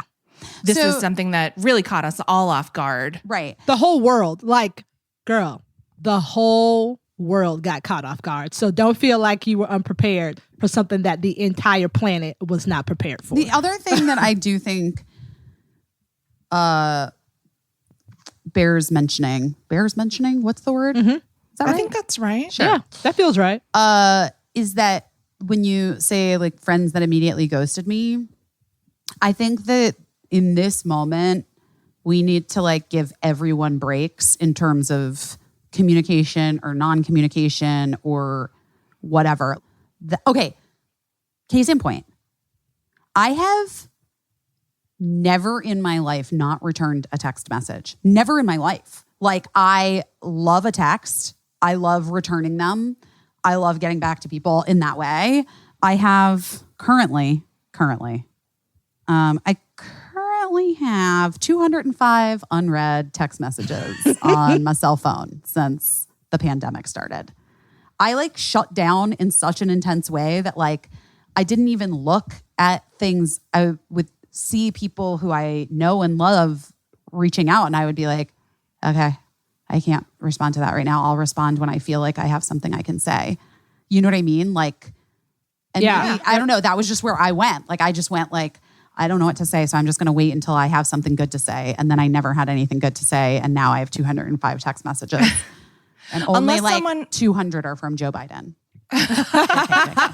Unless someone specifically told you, Camille, look, I don't have time for you, or like, I don't want to talk to you anymore. I think, yeah, you shouldn't tell yourself a story about what's happening in their lives because, you had this very strong reaction to a thought that you had about your grandparents. You wanted to be with them instantly and immediately, and that's valid. And I'm so glad you got to do that. But everybody has like a grandparent's story right now. It's happening to everybody. Yeah. And I think you want to I think this is a time to practice being kind to yourself and giving others the benefit of the doubt. You know what I mean? Because in time, perhaps some of those people will show their true colors or whatever, and you'll, drift away, or they weren't the friend you thought they were. But in this moment, when we're all just literally trying to do our best and stay above water and keep jobs or get jobs or figure out where we want to live or who we want to be close to or how our families are doing, I think that we just all have to breathe a little bit and give ourselves space. There's one thing that I will speak to on this. You said that you didn't like the city you were living in, and I know that COVID is really hard, but like I kind of joke with my friends where I like say that I'm trying to make Corona work for me. Like if there is an aspect of your life that you really wanted to rethink, that you really wanted to take a moment and step back, like the whole world was like, yo, I'm just going to shut down your office for a month and then like see how you feel about that. So if you are like, I don't like that city, maybe that's something that we sit in a quiet moment and think about why you didn't like it. It's so like sad and heartbreaking because you're like, oh my gosh, I have to be in the city where my friends are. But you have to be in a city where you feel happy in with yourself in. Maybe it's like, oh, okay, when the world opens up, I will go spend a week in a city that I might like and see how the vibe is. You've already admitted to things that you did not like. Like, that's cool. Now you know that maybe there's some other stuff that you need to look into for yourself. I'm really into like taking care of yourself. So whatever makes you happy, like, yeah. So like, Camille, I feel like if you have a couple friends who were willing to pack up your stuff for you to send it to you where you are, those are your friends. And not being in the same city isn't going to stop them from being your friends. You don't know. You could move to a city you're not even thinking about now, and one of your friends from your original city that you don't love could be like, it looks like she's living her best life there. I might move out there. You know, like it just, it's never been easier to sort of stay in touch with people and to be close with people. And it sounds like those people really love you a lot, and they're not going to let your decision to move to another city stop them from loving you. Just know that those people really care about you, because moving is a bitch. And to do it for someone else, that's love. In one way, I know when we started the show, I was talking about how if we end up selling this house, our family home in LA, I won't ever go to it again. But Shantira, you did just actually bring up a really important silver lining. I will also not have to go pack it up. And you got a whole house. I do. I had a 1-bedroom apartment, and I was like, should I just throw this box in the trash? That is where people are at, though, too. I've talked to so many people who are like, I just want to get rid of everything. I don't. Like, it's interesting. Being in this gray house has made me feel like, oh, I really want my stuff. Like, I want my fucking Oprah phone. Do you know what I mean? Like, I want my stuff around me. I'm not Marie Kondo. Like, I love stuff. Like, home is where the stuff is. That's my feeling about it. It's also, this goes for Camille, and it also goes for Busy. Yeah. You know, that we all can take a minute and just think. Mm-hmm. You know, we've all been like making some really fast decisions because we've been under the gun about things, and you know, and that's okay. Sometimes you have to do that, but it's okay to just really think about it and like make your 7th grade list of pros and cons for things, and really just think about it. And I think if you like think about it and sit with it, you'll be able to decide what things you need, what people you need, what city you need, and what the decision is. I highly recommend this because this is what I did right before I went to bed last night. It just can't, you know, I get songs stuck in loops in my head, right? Like, it's okay. Yeah. So last night, guys, it was Indigo Girls, Closer to Fine. And I got to tell you, those are some sweet ass voices to listen to when you're feeling like you're in the midst of a dilemma. Because it's just like such a vibe. And it's the more I look for myself in the definitive. Isn't that what the line is? The less I seek my source for some definitive. And the less I seek my source for some definitive, the closer I am to find. Anyway, so that's my advice. You got this, Camille. I also want to just say that there are take backsies. If you, I always say that, like when I moved in with my partner, people were like, what happens if it doesn't work out? I'll be like, girl, I'm going to move out. There are take backsies. So if you do something or you go somewhere and your body is like, girl, we do not like it here, you can leave. There is no permanence in these decisions unless you decide to make them permanent. And the people who love you will love you. And the people who love you will love you. And just get that Indigo Girls song on and in your ear pods and just blast it, man. Just blast it. All right. All right. You got this, Camille. You got it. We got it. Guys, follow the Instagram account. BP is doing her best. I love you guys. I'm happy we got to catch up. We'll talk to you next week. Bye. We love you. Love you guys. Bye. Bye.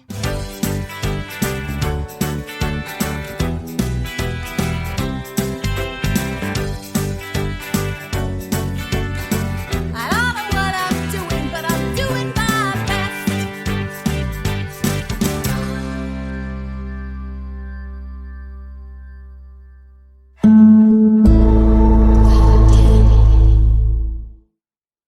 Oh no.